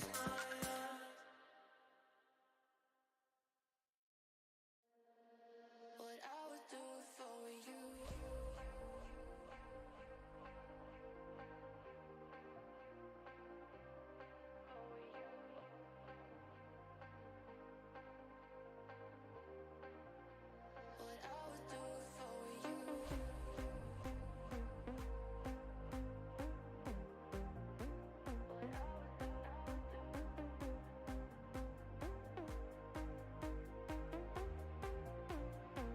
Yeah, sure, but no, it's not that hard when you're a world tour cyclist, or let's say I'm preparing to break the world hour record. I did talk to Victor for months. You know, people don't ask questions at that moment. If you say, yeah, I'm riding for 1000 matrassen and I want to become world best cyclist, then people say, hey, Wat? come on, Doe eens even gewoon. Kom meer op Romerijs. That's way harder. That's way harder. Yeah. Also, what I was thinking about, like maybe it's like a bit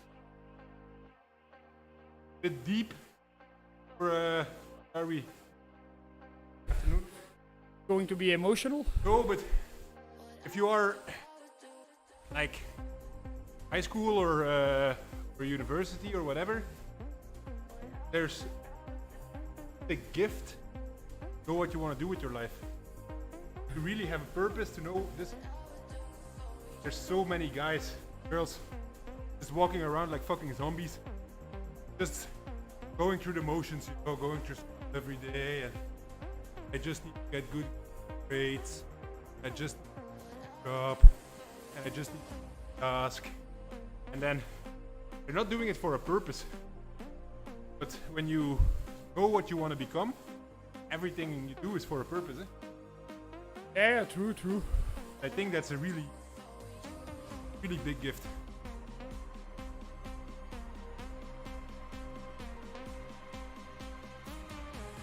Yep.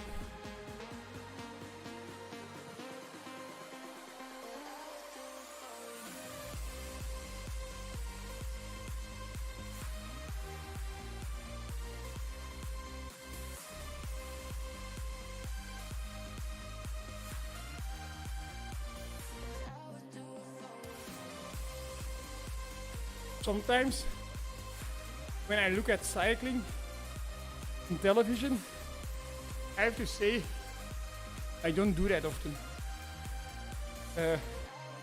Yes, but yesterday I got in the sofa and watched Tirreno, and I watched Paris. Then sometimes I think, you know, it will sound really big-headed, but I've had an impact on the sport. If I see a time trial, I see every single rider riding with customized handlebars. I always wonder,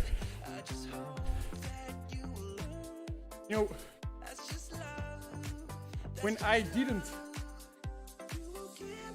push the boundaries of the AI, Also gonna push the boundaries of the use. That's my doctor. And sign a letter to the... But I know it's not me on my own that changed it. But then also, if they talk about weighing food and things like that, if I'm in the team now, You were the first, eh? actually now I'm the only one not weighing the food anymore. But I was years ahead. And still I think nobody leveled me in the way, in the precision I did it. But now it's just common. And for sure it would have been there sooner or later. But I'm in Jumbo. They, in a lot of things, they use me like as a test person because they know this guy is on everything. And they also, I think I was the first guy there to realize if you go in a negative, they called it energiebeschikbaarheid, like multiply, Calorie deficit. like multiply your dry body weight with 30, and that's the kilocalories you need next to training. Oh, Because my body weight is so high. yeah, but the dry body weight, no fat. If you eat less than that, we saw that I was not at all losing weight. And when we increased that to 45, I lost super easily my weight. They really like that. So what? So you increased your calorific intake, and what happened? And I way more easily lost my weight than by going really negative. And now with Wout van Aert, he eats massively. Not at all, I say. It's just science. And I was not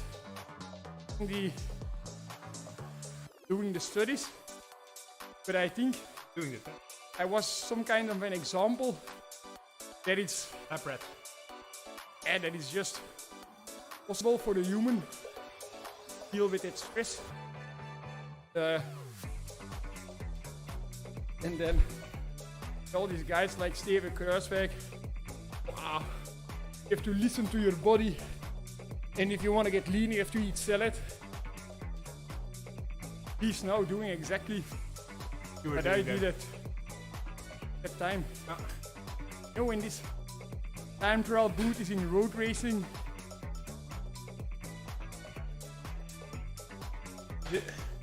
I think is sure true. You were on the beginning of the curve for a lot of things.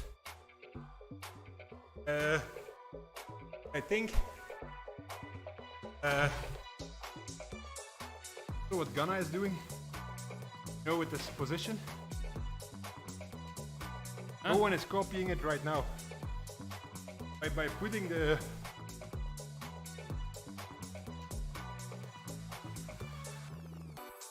yeah.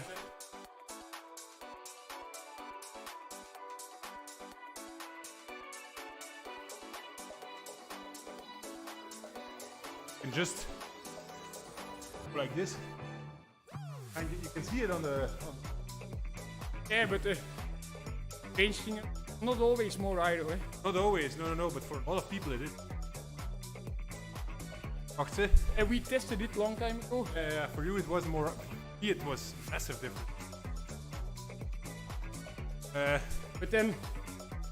But I think, of course, there are riders that changed more. Like Le Mans. The example, like Ghana, honestly, not coming. From him. Yeah, not him pushing boundaries.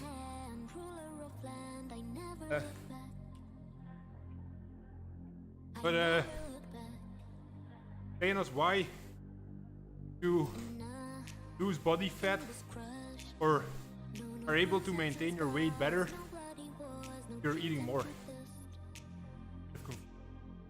Yeah, I think he's.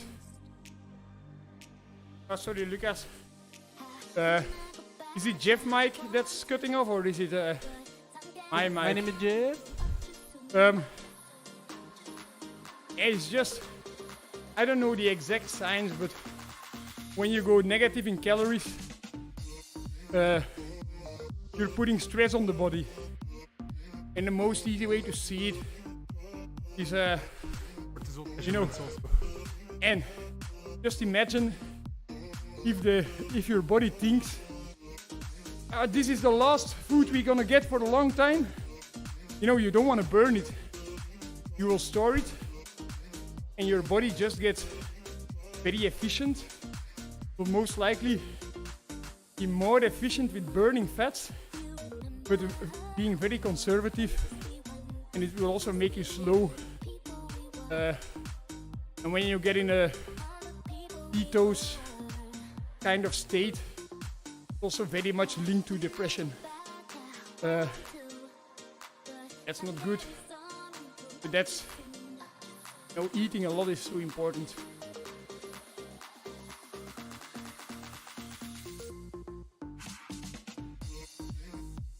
Now with Jeffke from the beginning. Just let us know, Tim, when there are problems. I think Tim said so. I just think we didn't react on it. I'll open his mic just a little bit more. Tim, have there been any echoing problems during this whole ride?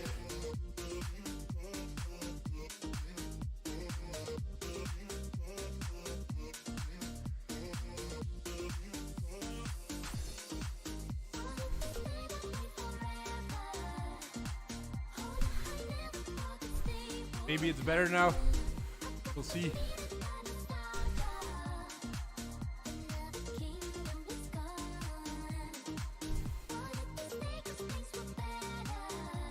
And also, Sander Cordele, a coach in the team. I don't know if I told you, Jeff, but he's good, eh? Good coach, yeah? Yeah. I'm very happy of him.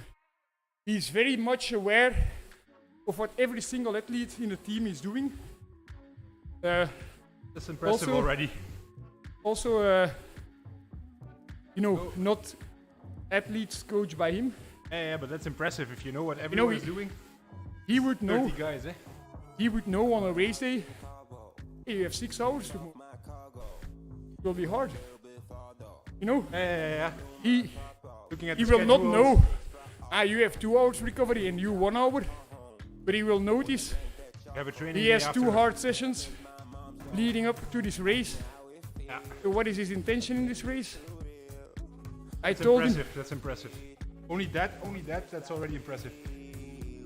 and I told him to do a recon, or asked him, and he just asked, how do you see it? Just, you ask me, come to my home and ride with a Strömer for 3 hours. That's most ideal situation. No questions asked. He just said what time you want to start. Oh, that's nice.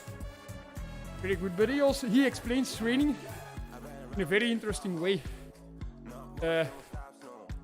He talks about the story of the 3 biggages. He says, you know, you want to train hard and destroy your house. But then you want to build it up stronger for the next training.